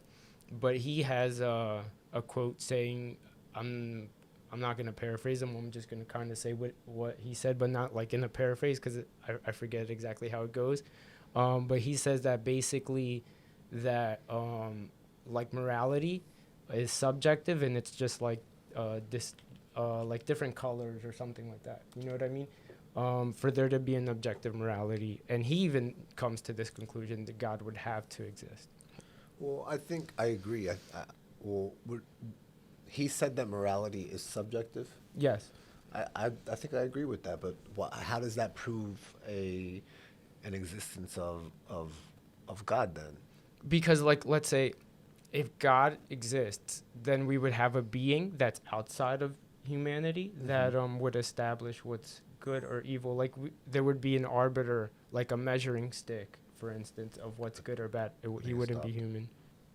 Sorry about that. Or my camera cut off for a second. But now we're back. And just to reiterate, I was basically saying that there are even atheists. I forget if Steven Pinker is an atheist or agnostic that would agree that morality is either is subjective, and for it to be absolute, there would need like a God being. However, he doesn't believe that God exists, and therefore he thinks it's subjective. Yeah, I think I would kind of agree with that. You know, that morality is subjective because it's based off of, you know, like you said, context, right? Based off the context of the civilization that you're in the time period that you're in the what's acceptable versus what's unacceptable. You know, it changes, and who knows, like where we'll be like even 100 years from now. What was okay now might not be okay then. I mean, we even see like in some of the shows that we used to watch, things that were okay that are no longer okay, right? Like jokes that used to be made that are no longer okay to be made nowadays. So even things in that like small span change. So why is it different to assume that morality can or you know what we accept as moral or not can change? Yeah, so the only thing is like that's the thing, like so he would say that, but then at the same time, like then how would you stand here today and condemn somebody like Hitler based on like if it's subjective, you really have no room to talk, or like anybody that believes it's subjective. Like I believe that morality is an absolute. There's a moral truth that's regardless of what, like even if everybody in the world held slaves, I would say it's wrong. You know what I mean? Regardless, and I think that we all live that out too. Like for instance, if somebody steals something from you, you would feel like you were, like they were doing you wrong. You know what I mean? No, I agree, but I think that a lot of that has again to do with society putting those um, because the punishment is what makes something moral or immoral, right? Being punished for doing something wrong. No, I think regardless of punishment, something could be evil or morally wrong, regardless if they're punished for it or not. I would, I can see that, but I think that the only way to gauge that would be through a punishment, right? So if something is wrong but not wrong enough for you to pursue, so like, I guess let me try to rephrase that. So if you kill somebody, there's going to be a punishment for that, right? No matter what you do, because universally, like you said, for you that's universal, like a universal truth that murder is wrong, and then we see that in the Bible, we see that in through several different stories, but also we see that in society that murder is wrong because society as a whole kind of condemns that, right? And even though you say that comes from God, there are other societies in which like this one, in which murder is wrong, but like you said, when someone does something like a serial killer, they then forfeit that their right to life, and then you can kill them because the Bible says. Yeah, that would be a punishment for their crimes. Correct, because but the base being that it's immoral. The murder is immoral, right? So, but it's the context, like you say, the context of that murder, because then it could be argued that taking the life of a murderer is also murder, right? So who are you to pass judgment, right? If murder is universally wrong due to the judgment of God, and God says this, why then does he give humans the right to decide what the punishment of that murder is also okay? And then who then is the arbitrator saying that, okay, we can murder people based off of this but not off of this? Like you said, like basically not, you mean like we can like give somebody capital punishment because of this or Right. not that. So the the idea of capital punishment is a consequence for doing an action, right? For violating somebody else's rights. Um, the I don't think the Bible sets the perimeters in every case for when somebody should get the death penalty or not. However, that doesn't necessarily make it that the death penalty is not okay just because it's not established in every Yeah. case. Does that make sense? Yeah, but then I think going back to what I was saying is that it varies by society, because in other countries capital punishment is wrong completely, but whereas here Well, we agree to it under certain terms. okay, but what I'm saying is not that, like, for instance, that every moral thing is established like it's established in God, but it's not necessarily written down in the Bible. Do you know what I mean? Yeah. Like, for instance, I'm not making the argument that every action we should take, like, in the justice system or something, is in the Bible. I think there's some liberty there, and there's a basic, like, guidance of how we should go about it. You know what I mean? And there's liberation from how we should. That doesn't, like, how we should proceed. That doesn't make something either moral or immoral. Like, if something's wrong, what I'm saying is, like, for instance, stealing is wrong. In every case, I'm not necessarily talking about the punishment. You know what I mean? Does that So make sense? what if somebody steals because they're starving? It's wrong to steal. So you would rather have them die of starvation than steal something? Not necessarily. It's just stealing is wrong regardless of the situation. What if What makes it okay for somebody, like, let's say, what if you're starving and somebody else that's starving takes your last piece of bread and then you die and he doesn't? well, but that's a different. So in that situation, I guess it would be wrong. But what if someone But how has nobody asks you, hey, is this your last piece of bread? They just, No, I understood, but like, what if someone has, like, there's a very rich person who has a whole bunch of food and they have like a farm and whatever, and you're starving and you see an apple and you take an apple and you eat an apple. That's technically stealing and that's wrong. But Yes. if it weren't for that apple, you would die. Well, why didn't he just ask for an apple? What if there was no one around? Okay, but still stealing is wrong. It doesn't matter of why the reason. It's just wrong. No, like, you don't have the right to violate somebody else's right. Like, if you You work don't think for some. things supersede that? No, stealing is wrong no matter what. Like, just because you don't have food, it doesn't give you the right to take somebody else's food. I'm not saying that, Even- like, you shouldn't help the person or something Yeah. like that, but it just doesn't give you the right to take somebody else's food. So if that person goes up to the owner of the food and they're like, "Hey, I'm starving. Can I have an apple?" And the person says no. Then he would ask somebody else until he finds an apple. And what if everybody says no? Then I understand that it's bad for him, but At some point, we have to say yes.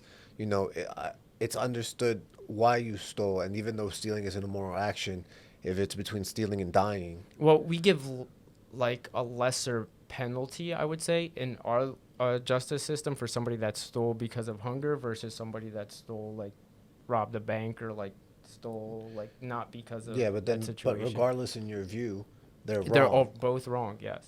So I believe that there's different degrees of punishment, but they're both immoral. Like, So- they're both an immoral action, yes. But that's so going back to the Bible, that's in the Ten Commandments, right? You're not supposed to To not steal, yeah. steal, and that's breaking one of the commandments Yes.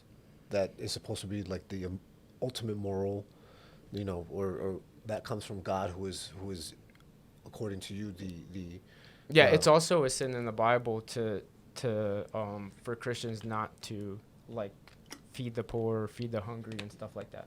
Yeah. So, but regardless of that, what I'm saying is that person then, because they broke a commandment, they're in danger of going to hell if they don't repent for that action. Well, see, this is what I was talking about before. Remember, and I think this is where it gets a little bit complicated because of, like, the biblical background. I don't mean that in any way to be disrespectful, but like, for instance, somebody is saved, like I mentioned before, because of grace, and it's a gift. It's not like it's not based on merit, so it's not Yeah. based on what you do. So if the person is a Christian and they're like, oh, I'm starving, They're not like, they don't steal all the time. That's not the way they live their life. Yeah. And they stole something, that doesn't necessarily mean that they're going to go to hell. Mm-hmm. Does that make sense? But so what constitutes then going to hell versus not going to hell if it's just grace and just on God's whim? What do you mean by whim? So you said God, it's a gift. Mm-hmm. God gives it to you. Yes. So God decides, God arbitrates who goes and who doesn't, who burns and who doesn't, right? So then why do we as humans have a right to decide anything if God gave us free will? And if it's just grace, it's not necessarily followings, it's not necessarily breaking rules, it's just grace. So, but like, for like, free will would be a whole different like topic, but so basically you're asking like why what, like why you can't. So basically, going off, like you just said that grace is, grace is the way that you get into heaven, right? Through Okay. God's gift. Yes. And he gives you that gift for the people that are saved and supposedly like live moral lives? Or No, it's unconditional. Unconditional? Yeah, So, and that's not based on anything that you do. so God just decides. That's Yeah. what I'm saying. Mm-hmm. So we're assuming then that it doesn't matter really what you do. God is the one that's going to judge you at the end of the day. Those that have that grace will act out a godly life. Does that make sense? So then you don't even need religion. You just need the grace. Well, you do need religion. I don't, depends what you mean by religion, but like you learn about God in the Bible. You know what I mean? And that's this, like what we would call one of his special revelations that he had left us with. Mm-hmm. So, like you can go to heaven without ever reading the Bible. Mm-hmm. But you do, like, Christians should read the Bible. It's a Yeah. commandment in a way, Yeah. And they should have a prayer life and stuff like that. Yeah, but that's what I'm saying. So if it's like through grace and not necessarily through actions, then nothing else really matters except for... The grace initiates those actions. Okay. Does that make sense? I think it does. So if you have God's grace, you're more likely to have those positive actions? What do you mean by, like, So by you positive, said you mean by following? Yeah, I mean, like, following his rules and so what I mean is... so if you have, if you are saved, if you are a Christian, you will have those actions, yes. Yeah. So, but you say that comes from grace, right? So you said the grace... So essentially, so just like to give a background. So the Bible's like this. God created the world and he created it perfect, right? And then Mhm. Adam comes along and sins, and he taints, basically all the world gets tainted with sin, right? Mm-hmm. So basically, since God is perfect, and he's a perfect judge, he's good, he's justice, he's love, he's mercy, and he's all those qualities, then that means that since Adam, everybody has sinned because of the taint of sin when Adam sinned, right? Mm-hmm. So there's like a hierarchy, or like, I guess almost a hereditary issue of sin, right? Everybody sins. And that, because God is just, everybody then deserves some type of punishment. Does that make sense? Like, if you disobey, But there's some, you owe a debt, right? Like, let's say if you stole. I don't think that's fair. I wouldn't say that's fair. All right, Just so because Adam did that act of grabbing from the tree of knowledge, and all of a sudden now everybody is tainted, and even though Jesus, died for our sins, and we have now this, I guess this, not get out of jail free card, but you know what I mean, like where he has kind of died for this, but you still have to make sure you have the grace by following the acts, and it just seems like... I think that, like, the grace by following the acts is a little bit of a misunderstanding, because the acts you follow because of grace. It's not like you need to follow acts to get into heaven. You get the acts are a gift. production of the grace. Yeah, Like, in a sense, because like, you have the grace, you and do the acts. Exactly. Okay. In a sense, like the grace, is a gift, and then the belief is what you say by your mouth, Mm-hmm. and the actions is how you show it by your way of life. So then, how do people outside of the current religion that you believe, how is it possible for them to have the grace, or can they even have the grace of God throughout not even knowing God? So like people of other religion, let's say Yeah, Hindus or as I mentioned Buddhists. before, Abraham was not. He didn't have any type of like revelation, right? Yeah. I'm not necessarily revelation, but where he lived, he wasn't. He never heard about God, and Mm-hmm. God spoke to him, and then he moved. He moved. I forget the name of the place, but he moved from there to where God told him, and Yeah. he started believing in God and following God, right? Mm-hmm. So like that could occur with somebody else, but then God also tells people that do believe in him to do missions and to go Yeah. out and spread his word and stuff like that. Yeah. So, but my issue is just the interpretation is different, right? Of because not that might be your specific. So, do you mind saying specifically what you are like? What Like which? denomination? Yeah, Yeah. I'm Reformed Christian. Okay. Calvinist Christian, Reformed. Yeah. Okay. So that that's a belief in maybe your sect, but that's not every sect is different, and every sect they have different beliefs. So, like we said earlier, some believe that baptism, or some believe, like you said, just through straight grace. And then there's, the Jews who don't believe in anything that Christian, well, not believe They in don't anything, but believe in Jesus. yeah, Yeah. they believe that he was just another prophet, right? Yeah, Or or just somebody not even a prophet. Yeah. okay, yeah, I'm not familiar with Yeah. Judaism, but but so then I think there's too many, and continued separation and continued splintering has just made it even more unclear, because everybody thinks that they're right, and everybody interprets the Bible in their own way, and I think it's those interpretations that lead us to different understandings, Mm-hmm. and that's where the confusion is. So it's hard to say then that the Bible gives us these universal truths that come from God, when there's even religions that supersede or that are older than the Bible, and humanity has existed before the Bible existed, and Yeah, there's like Abraham was alive before the Bible existed. right. So And was Adam. So was Cain. So was Noah. A whole bunch of the yeah, yeah. so and a lot of these things kind of supersede this in time, and it's hard to say that, like, so what were humans doing before the Bible? God was just talking to some people, and those that he deemed worthy of grace, and I don't know. I think it's just there's it, it's difficult to form an opinion and say that this is the absolute truth when there's so much division and dissent within even that same religion, and I agree that all of these books and all of these texts have like knowledge in them, and I don't discount the Bible as like, there's a reason this book is so widely spread and so many people believe in the Bible, because I think it has a lot of things to teach, and I see it as that, like as a book of lessons, Mm-hmm. not necessarily a book that we should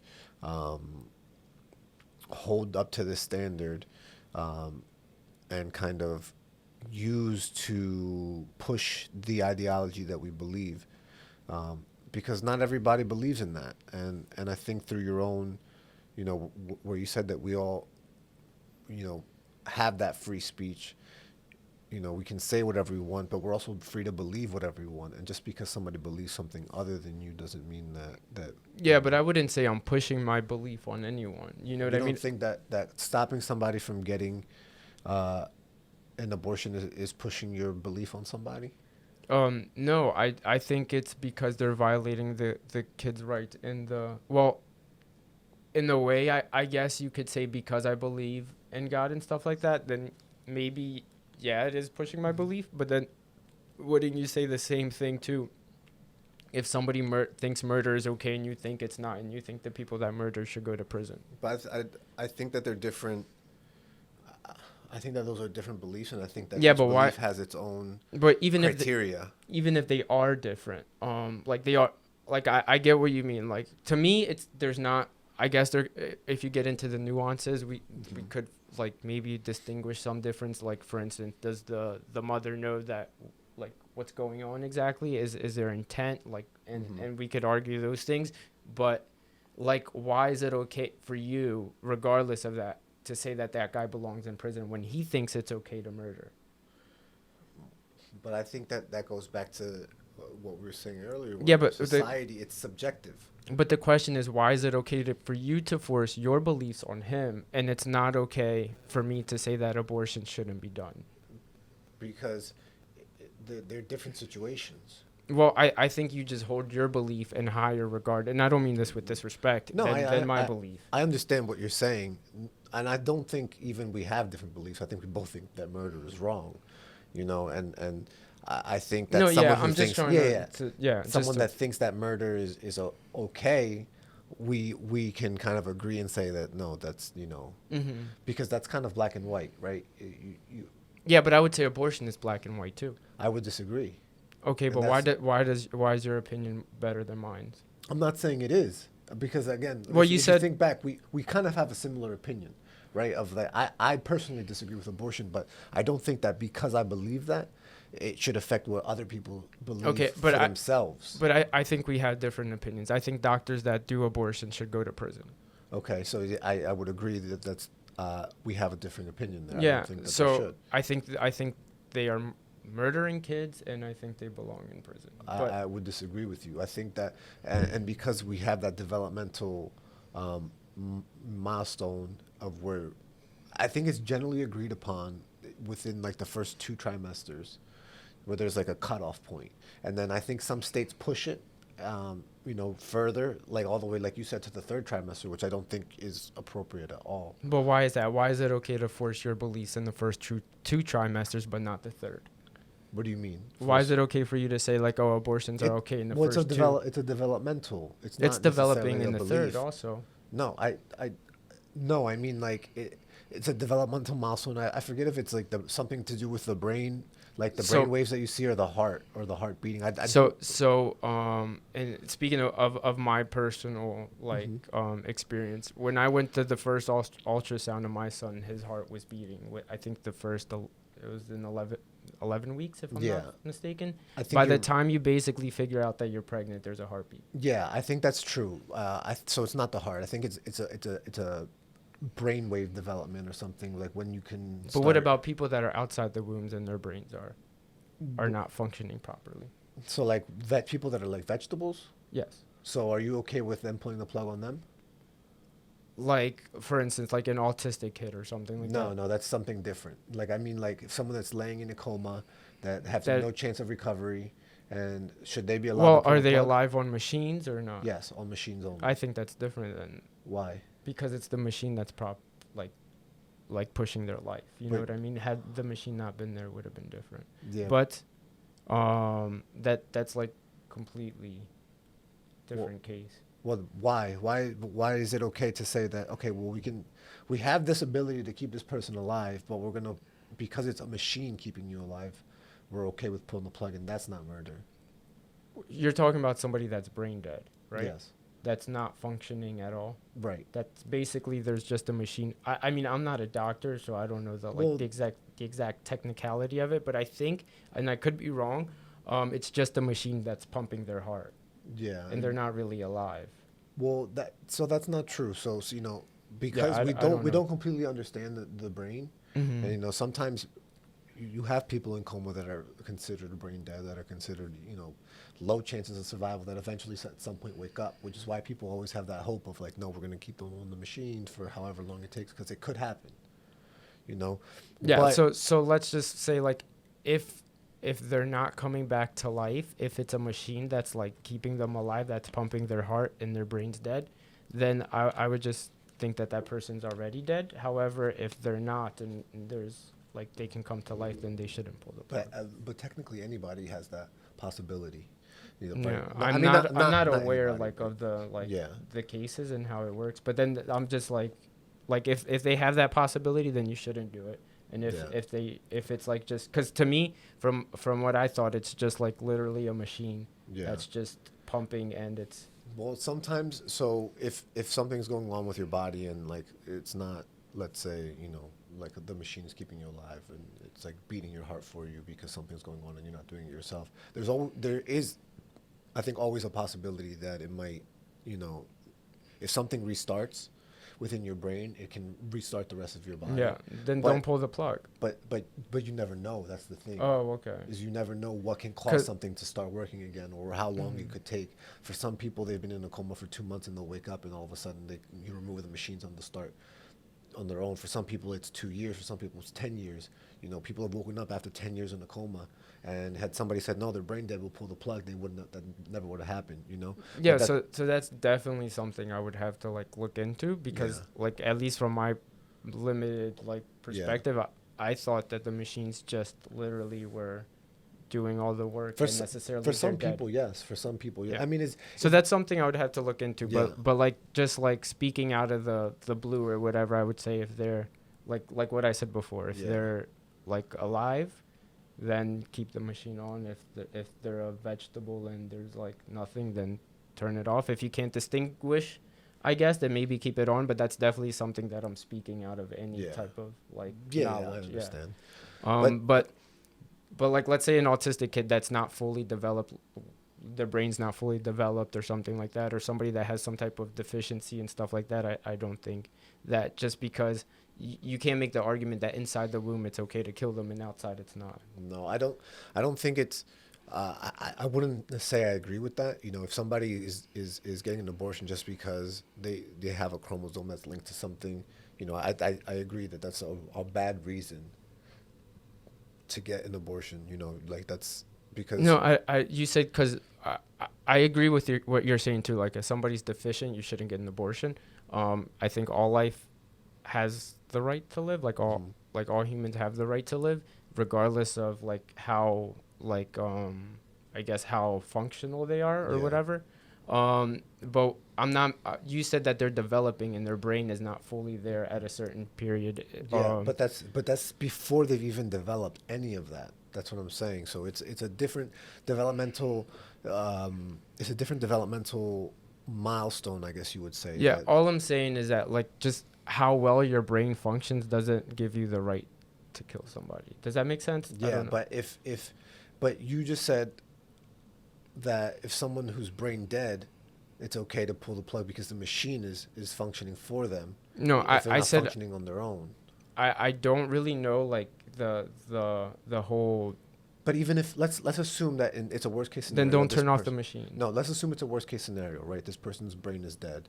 But there's like there's a The machine- possibility the of ma- them no. coming back. Even if there isn't, the machine is keeping them alive, right? And you pull the plug, it's the same thing as that person doesn't have any ability to be alive because their brain is not working at that point, right? And I understand what you're saying, where like in a baby they have the potential to develop that. Oh, sorry, they have a potential to develop that, but they haven't developed that yet, and it hasn't reached that developmental milestone to where they have the possibility even to do that. So, I mean, like honestly, like I'm speaking like way out of like the thing here. But if somebody's gonna live, But that's then what I'm keep, saying. So your keep the whole- plug on. Your whole belief is based off of that religious aspect, but not No. necessarily the developmental aspect. No, not necessarily. I just don't know. Like, at least like from my perspective, they're like if you're brain dead, you're gone. Like I don't know if there's any, but I'm saying what I'm saying. If you're alive, they shouldn't pull the plug. If you're gonna come back to life, they shouldn't pull the plug. Yeah. If you don't know and there's a possibility that you are, like people that are alive, you don't kill. Yeah. You know what I mean? I necessarily thought that like if you have a machine on you and you're brain dead, you're basically dead. There's just a Yeah. machine that's there. Not basically, you are dead. There's just a Yeah. machine there that's moving your heart because your muscles can't move it, nothing can move it. You've already died. There's just a machine making, like for instance, making the illusion that you're still alive. You know what I Yes. mean?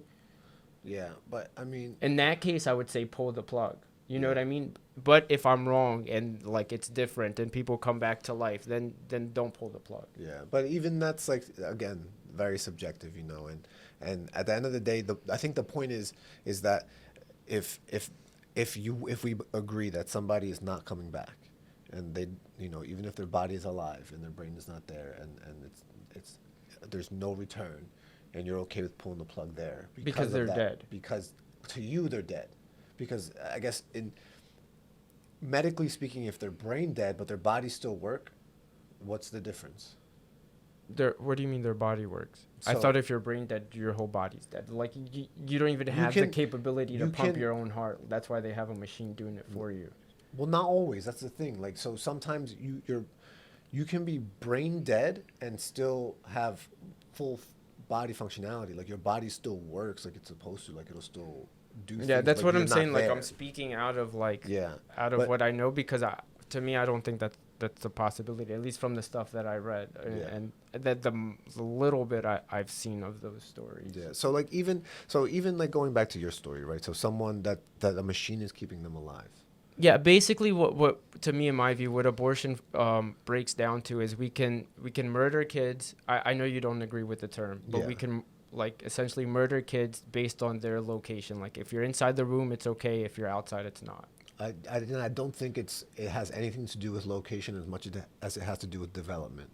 Okay, so development, we can find people that aren't fully developed outside the womb, but yet you can't kill. That's why I'm saying like that argument wouldn't be consistent, because you can't apply it to everybody. You know what I mean? Like if to make a consistent argument, you have to be able to apply it all the way through. Well, what do you mean by so explain to me the difference between the location and development. What do you mean? So like let's say like a kid, let's say he doesn't feel pain yet, right? Mm-hmm. And then you have somebody outside of the womb that doesn't feel pain. Can we kill them too? But that's not the same thing. It's development. It's not what. Well, they didn't feel. develop correctly.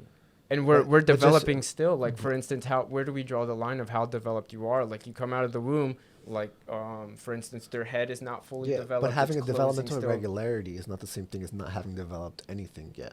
Okay, but how much do you have to develop for us to consider that you're a life and Well, and you're that's human? what they were saying, right? The brain waves, and Well, so once you're able to start, having those brain waves, and you can measure, that, then you would say that, okay, this person has consciousness, right? Or this being has consciousness. But before that, if there's no developmental markers for that, it's just cells, right? Well, cells are alive, no? I can make an argument that every cell that's inside of a woman is going to be a human. I was a cell, you were a cell. From one cell on, the DNA is unique. It's not the same as the mother's. It's not the Right. dad. We could test their DNA. It's not the mother. Like, for instance, if you have a boy and they have different body parts than the mother, no mother has 20 fingers. It's a completely different person. Yeah. And like it's a life from the first cell to whenever. But then using that same argument, every cell is alive, right? So you have to. Where do you make the distinction of just because they're sex cells? No, that's not what I'm saying. I mean like like I'm saying that the baby, because before you mentioned that it's like As inside soon the as womb. yeah. I'm saying it's unique person from the first cell on. The cells are development. They're growing From and the germination, like from the moment they germinate. Yes, and then all the way So to the what last happens, days. What happens if a mom doesn't know that she's pregnant, right? Because that happens, and she has a drink, and then she finds out that she was pregnant, and she killed that baby by having that. There's drink. no intent that was different. You know what I mean? She's not intending on killing her kid or having a doctor. But so then intent changes it. Of course, murder. You need intent for murder, or like in an accident, it's completely different. And that's not to say that when my wife was pregnant, I read a little bit about that, and there's no like definite thing that alcohol kills. Not that has anything to do with. Well, the I mean, argument, it can but- cause like alcohol fetal syndrome and Yeah. things like that. But it could cause a termination in like, let's say, because it causes a unhospitable, like high levels of intoxication can damage the cells. Mhm. So that they can, like, babies can be born with like alcohol fetal syndrome, or Yeah. it could cause like a miscarriage.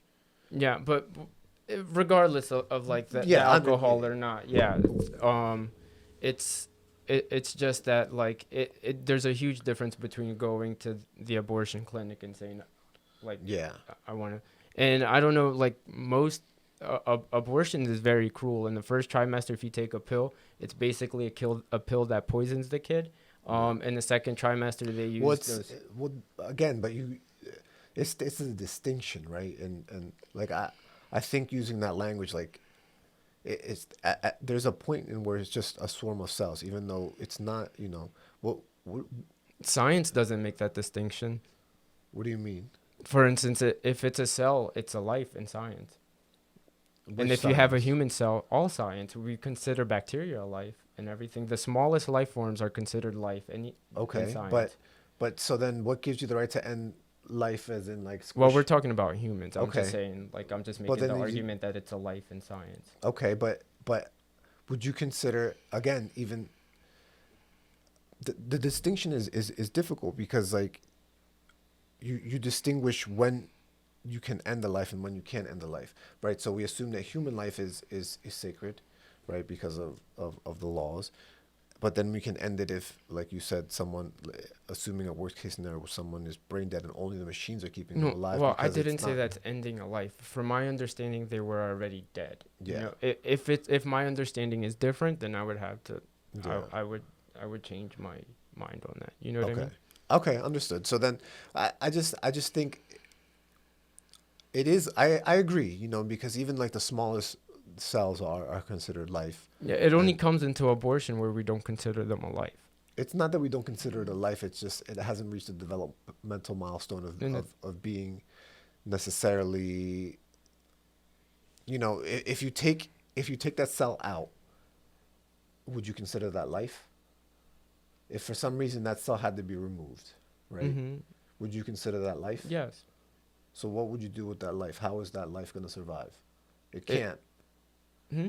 It can't, Yes. right? So let's say something emergency has to happen and the baby is born. Then So that life wouldn't survive, Yes. right? Because I'm not saying it has to survive. Like, what do you mean? Like, why survive? So my point is this: is that yes, it's life, right? So cells are life, but it's not. A human cell, a human life too. Just to, Yeah, yeah. we can make that distinction. A human cell, those Mhm. human cells in that symbiosis with the mom growing are part of that human life. But for some reason that was removed outside. It's not. Mhm. We call it life, but it's not survivable, right? Mhm. And all that abortion is removing those cells Well, that are already not survivable. And I it's a understand that human life. Yeah. right, but not. But it It's not just removing the cells. Like, what do you mean? Like, you think it's just like a microscopic cell that they remove? no. I mean, I know it's not. I know, Mhm. but what I'm saying is like you can make the developmental distinction of when there's Yeah, I like, don't think that's what I'm saying. I don't think we should be able to like terminate human life based on how it looks or how well developed it is or not. That's the only thing I'm Right. saying. And Like, that's- there should be no distinction on development. It's a human, regardless of how it looks. yeah. We all went through that development, process, and we all, like, every human goes through it. They're a human when they're like for Yeah. instance, a baby to an adult, it's a whole development, and we don't make any distinctions there, so we shouldn't make distinctions on like if it has like how many fingers it has or something like that, or regardless the distinction, because we all like just because you look different at a certain period of your life doesn't make you any less human or any less valuable. No, I mean I agree, and I think a life after birth, like people that believe that life starts at birth, would agree with you. I don't necessarily believe that life starts at birth. I think obviously I have a son, and I've watched him develop from like cells into the baby that he is, and like I said, I don't believe in abortion personally for me. Mhm. Like but I still don't think that just because somebody believes something different, that we should impose that on them. Yeah. I mean, I hear what you're saying, and I understand, like, why you're saying, like, just because I believe differently, I'm imposing. But the only thing I'm saying, like, that I wanted to make clear, if I haven't so far, is that I'm imposing, yes, because I believe different, yes, because I think it's right, yes. But at the same time, people impose on other people because of what they think is right. And there needs to be, like, for instance, when is my idea more valuable than yours, or when is yours more valuable than mine? Well, that's the point. It's through general consensus, right? Well, that's where I disagree. That's why I said, like, there needs to be, for something to be wrong, God needs to exist, and then all these things are established in God. Like, I can stay here today and condemn every slave owner because they were wrong, and even though if I lived during that time, I could condemn them too because I believe that God exists and they were wrong, But and many people didn't, even though they did believe that God exists, and they did. they were wrong. And I Okay. can say that because God exists. However, if you were in that time and consensus was that slavery was okay, would you be okay with it? Well, seeing as I probably wouldn't be one of the people that would be allowed to own slaves, I would more likely be, you know, in in that Well, like it depends. slave It system. depends where you lived and what time period, but maybe during. I know what you mean. Yeah. but So like right now, as myself, I would probably be against it because I would probably be a product of something like that, of that discrimination. Like even like our Latin American people were enslaved by, conquering Spanish and Portuguese and things like Yeah, that. yeah. So I agree with you that slavery is wrong. But is But it what? Well, let's say then, for instance, let's say everybody right now, or most people agreed that slavery was right. Would you be able to say it's wrong, regardless of color? Let's say now that Latino people are enslaving everybody else. Would you be able to say it's wrong, I, even if it was a like majority of the consensus, most people believe that? yeah, I think I would disagree. Obviously, I wouldn't know personally on my beliefs. I would disagree because I don't think that we have the right to infringe ourselves upon other But people, okay, so especially then not ownership. why would it be okay for you to impose your ideas on them, On who? the slave owners? Well, because they're already imposing upon somebody else something. Yeah, but we were just saying before that, like, you were just saying that it's subjective and it depends with, like, what time or, like, consensus and stuff like that. The consensus would be that slavery is You can have okay. consensus and still be wrong. Well, that's what I'm saying. For that to be true, there needs to be an absolute. How? Be- Why does that conclusion come? Because how are consensuses wrong? Like, for instance, if morality is subjective and let's say majority of the people believe that slavery is okay, how are they wrong if it's subjective? It would be majority wins. Well, we see that as wrong now, but in those times, they didn't see it as wrong, but plenty of people did. And they went to war, like, because Yeah. of slavery. Right. So people, like, were like, no, this is not okay, and they imposed their beliefs on slave owners. Right, but only because owning a slave already imposed a type of you're taking a freedom from somebody else. That's why. I agree, but the reason they believe that, and the reason why that you can make those distinctions is because, like, the only reason for slavery, like, I believe, regardless of the time period, regardless what the consensus is at the time, that slavery is wrong in every time period, regardless of, even if the whole world thought it was okay, it would still be wrong. Right. You know what I mean? Right, but that's your personal belief. I don't see how you make that. Well, because I think God exists and He created the world, and there's an absolute truth. You know what I mean? And there's morals, and we shouldn't violate people. Right, but people had, those morals before the Bible and before all of these Yeah, because God things telling people to be moral. Yeah, it's not. Remember I said regardless if the Bible exists or not. Yeah, It's not. It's established in God and not the Bible. Well, there were gods that existed or congruent with, or even before, this God's recorded history started. And even like stories that are in the Bible are kind of mimics of other stories in older books. At least we see similar like flooding stories across different cultures, like old Mesopotamian writings. Yeah, but could that because there was a flood and they all wrote something about it and it. Right, but they all attribute the flooding to their own deity instead of, so. Yeah, but and that's getting, like, beside the point too. Yeah. Like, remember, like, even if the Bible doesn't exist, if there's no writings about God, because God exists, there's a moral absolute. Well, how would you know if none of those things existed? How would If the Bible didn't exist, Yes. how would I know that God exists? How would you know there's a moral absolute? Because, for instance, there's a whole bunch of ways we can talk about like the existence of God. But in general, everybody presupposes something, right? I presuppose the existence of God. Like it doesn't make sense. Even science presupposes that the future is going to be like the past, right? What do you mean?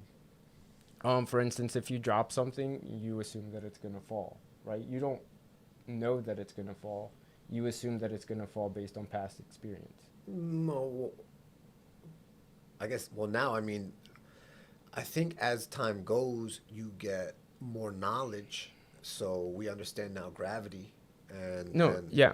But just because of past experience, it doesn't prove that if you drop your phone right now that it's going to fall. Do you get that? You make that assumption based on past experience. You can't prove that it will fall. You assume that it will. Like, what do you? I'm not understanding the. So, like for instance, if you drop your phone, right? Mm-hmm. Every time you drop it, it falls. Yes. Right. But let's say you drop it 100 times, yes. right? It falls 100 times. On the 101 time, you're assuming that it's going to fall because it has fallen for the 100 times you've dropped it. Yes. Like you're assuming. It's a presupposition. Yeah. You don't know for sure that it's going to fall because you don't know the future. You know what I mean? So science, in order for science to work, you need to presuppose something, and they presuppose that the future will be like the past. Not necessarily. I mean, science takes a lot of testing. But all those tests are past experiences, not future ones. Does that make sense? Yes, but I'm confused as to the point. Like, so it's a philosophical Okay. I guess idea? The idea is like if you just think about it, you don't know that your phone's gonna fall for sure. But you the assume reason it is. Because of every time you've dropped it, it fell. Yes. Does that make sense? Okay. So it presupposes science needs the past to make its assumptions. Does that make sense? Science needs to pass? Yeah. Science needs the future to be like the past for it to make its assumptions. Okay. I can agree with that, I guess. So the presupposition is that the future will be like the past. But yeah, I guess using like past trial experience. and error, from past experience. Yeah, data sure. collection, yeah. Yeah, like for instance, science presupposes that the rules aren't going to change the next time you drop your phone. Right. It like presupposes that gravity. Like okay. Gravity is not just going to disappear. So everybody presupposes something, right? We all start with a presupposition. I just presuppose that God exists. Yeah, but your presupposition is not the same as a scientific presupposition because they use data and analytics, and it's studied and it's repeatable, and it's a lot of different things that necessarily your belief is not the same. You see what I'm saying? A belief, I understand what you're trying to say, but a presupposition is not the same thing as a belief. Right. I think a belief in a higher power comes from a different place than I would say a belief from science comes from. I understand, like... I'm talking about like a presupposition in a sense. Like science presupposes that the world is orderly and that the past will be like the future, right? Mm-hmm. And like you can't prove that the future will be like the past. Mm-hmm. There's no way, right? No. So you presuppose. I get that it's based on past experience. Yeah, but you do get to a point where you can prove. No, you don't. Right? Because if I hold my phone out like this, I can prove that gravity is going to take it down to the floor and it'll stop at a certain point. Well, you presuppose that it's going to take it, right? No, but then I can do it and measure it, and it stops becoming a presupposition and it becomes a fact. Well, I agree that it's a fact. That's different. But what I'm saying is like everything you're going to do, like based on science, let's say that the Earth revolves around the sun in 365 days and a quarter, right? Yeah. So we assume that it's always going to be like that. Right. Or until something drastically changes in the cosmos that affects that. Yeah, or we assume that physical laws are going to stay the same. Right. because science depends on it, right? Yeah. Well, because they're usually proven to be physical laws. From past experience. Right. But you can continue to recreate them.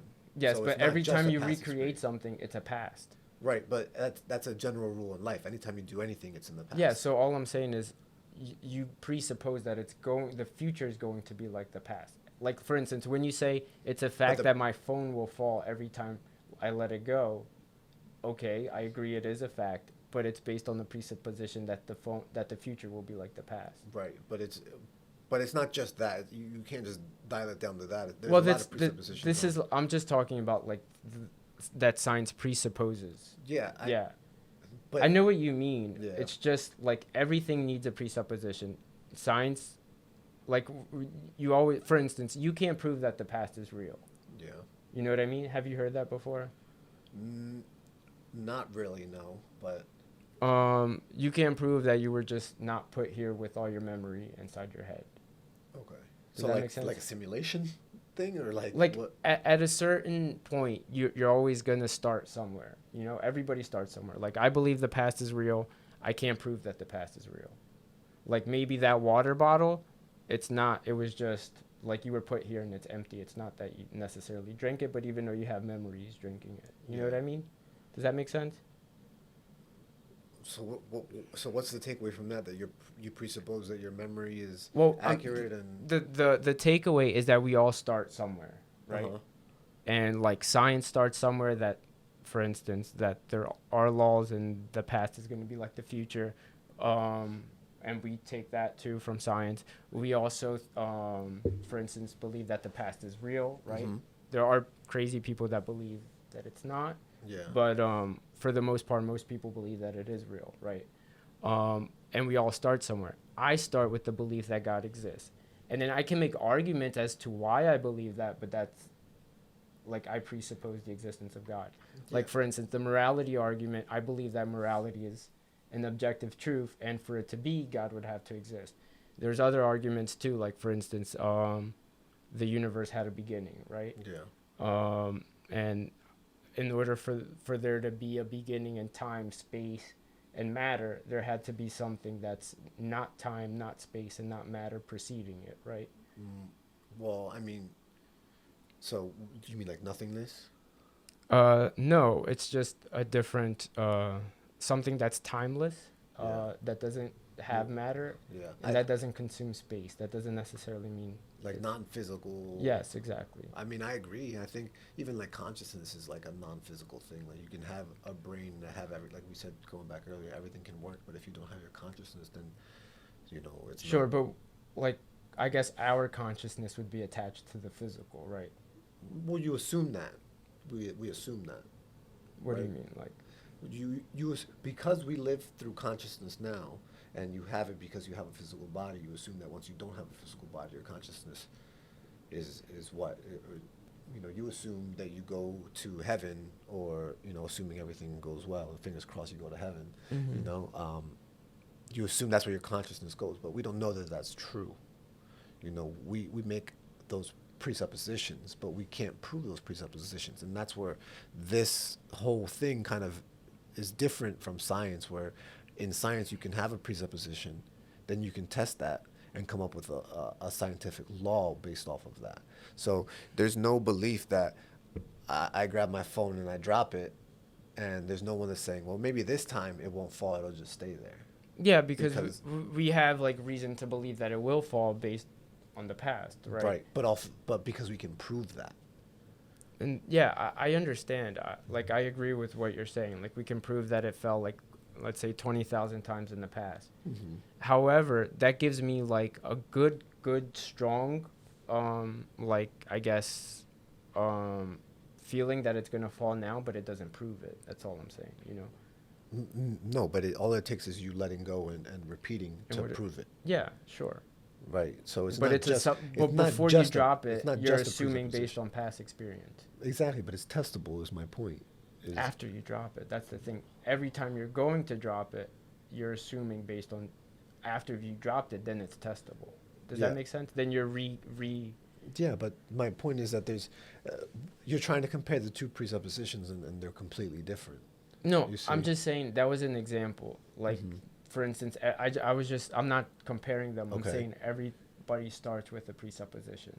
Right. Yes. For instance, the fact that the past is real is that I mentioned is different than the science one Yeah. because there's no way for you to prove that it is real. You know what I mean? Well, I mean, even that, I would say that's debatable. I mean, you can have videos, you can have writings. Yeah, but how do you know those videos just aren't dated? Like they're like, how do you know like that you weren't just put here by, let's say, aliens or something, and with every memory you have in your head? Well, You know then, what I mean? how do you know that God isn't just a creation from aliens, or God is a Well, that's metaphor what I'm for saying. We aliens? all start with presuppositions. Right.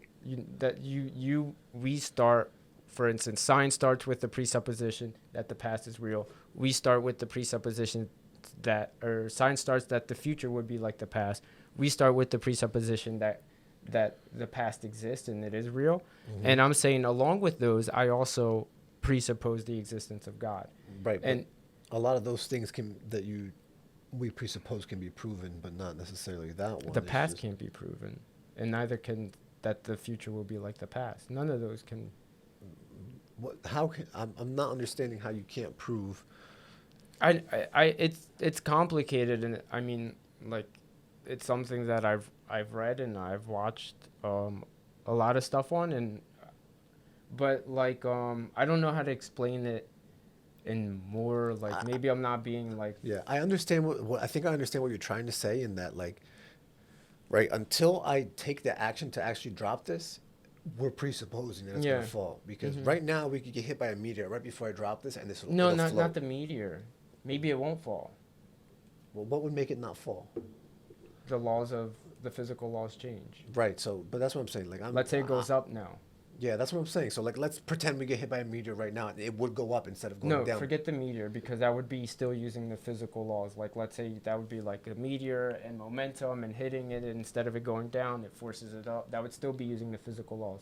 What if the physical laws just changed? How do they change? How would they change? I don't know. Say they just change. I don't believe they will, but Right. But then, so why is that why? because you're presupposing that they won't change.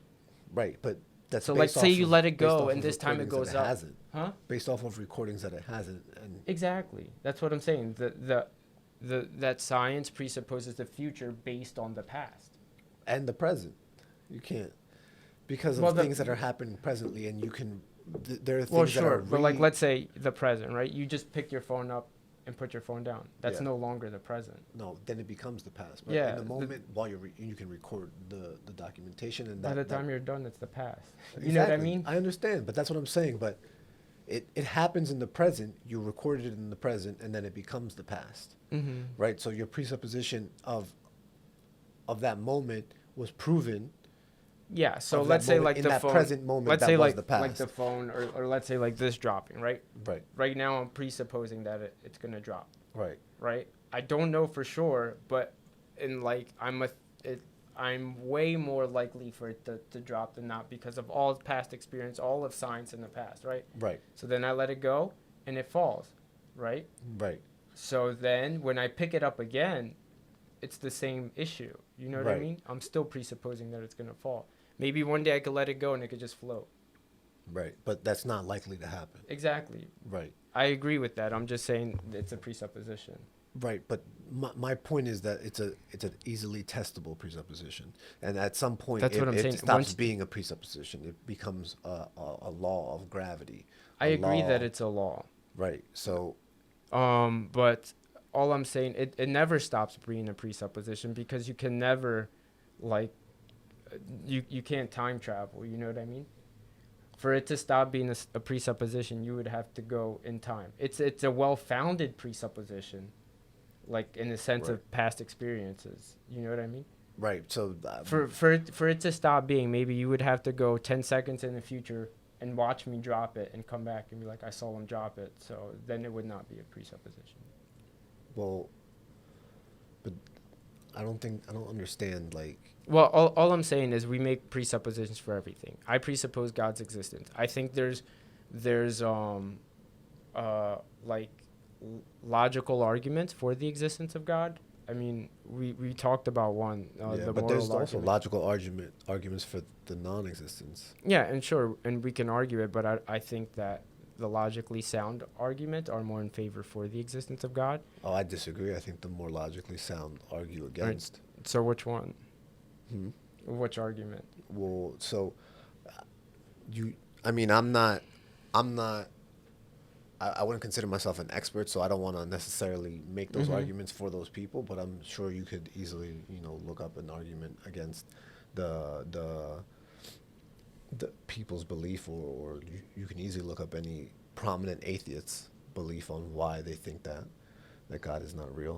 Yeah, I've seen a lot of the Yeah. arguments. I mean, a lot of the prominent atheists like Sam Harris, Yeah. Richard Dawkins, I've heard Lawrence I've- Klaus. Yeah, I've all heard of them. some Sam Harris. Yeah, I'm familiar with all their arguments. I don't necessarily think it's good. I've seen them debate it with other people that Yeah. are Christians, and I don't think it's necessarily good. But then that just comes down to a point of opinion. No, logic is something that is it's either true or false. Right, but your opinion on your logic. We don't invent logic, we discover it. No, I think that's people can easily invent reasons to why their logic is correct versus incorrect. Well, sure, and then we can argue if those reasons are flawed or not. Correct. Yeah. So there's deductive argument in logic, and I guess whoever has the more sound argument would be. Right, but even that Okay. understanding of whose argument is more sound is something that's subjective, so you can't necessarily. I don't think it's subjective. I think it's very subjective. I think that you can choose. People pick and choose facts that they are more comfortable with in order to No, better supplant their worldview. But we're and- talking about logic. Logic is it's not like math. For instance, math we discover, we don't make it, right? We discover Right. math. It's the same thing with logic. It's either true, or it's either logical or it's not. There's no like, I guess the interpretation is a different, like it's a different how do you say it's a different argument or different perspective, I guess, but the interpretation could be wrong. If a logical argument is sound, and it's not wrong. For instance, I can say that Franco cannot be here and in Florida at the same time. Right. Yeah, now you can make whatever argument, but it's like it's contradictory for you to be in both places at the same time. Yeah, but again, those are like, I think using arguments like that, like physical, laws of nature, obviously you can't break laws of nature. Like I can't hold my phone and make it float. Yeah, but that's what logical that's- arguments are. They correspond to laws of nature. Yeah, so you would consider religion a logical argument? No, Sorry, the existence of God. I said there are logical arguments for the existence of God. The morality is one of them, and I guess like if you believe morality is subjective, which I think some people might say it is, and nobody like actually like lives it out to be subjective, then I guess that's where you would be forced to take your logical conclusion that's sound. But then there's other arguments, for instance, the like God, the contingency of God, or God like the pre-existence of God with like for instance, for there to be space, matter, and time, which I mentioned before, there needs to be something that is not that precedes it. And there's a whole bunch of other ones too. Why There's historical arguments for God existence also. like and, what? Like Jesus, Jesus's death and resurrection.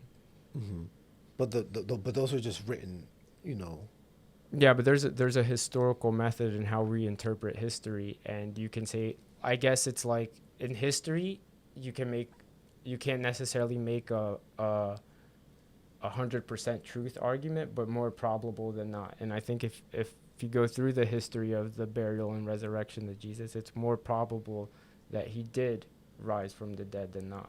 How?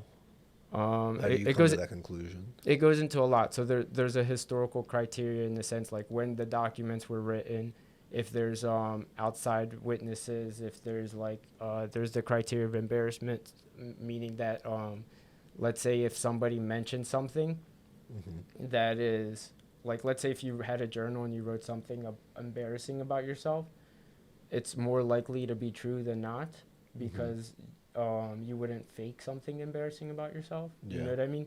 So there's a whole bunch of, like, there's collaborating witnesses and all this stuff, that there's a historical method, in a sense, that is used to establish the probability of an event.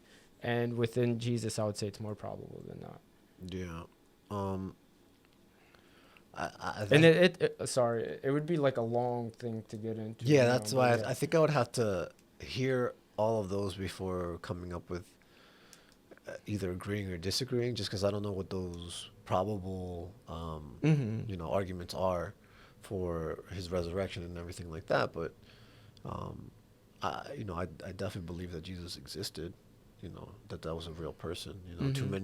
There are too many accounts, not only of the Bible, but in other works that.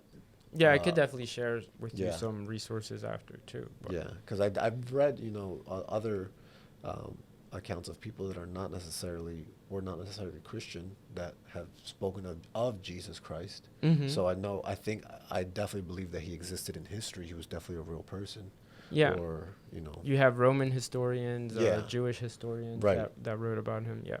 Yeah. So I'm not I don't deny the existence of Jesus.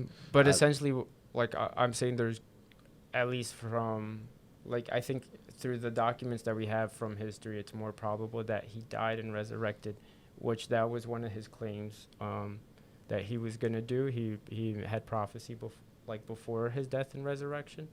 So had he died and raised, it would have been a really good evidence for the existence of God. Yeah.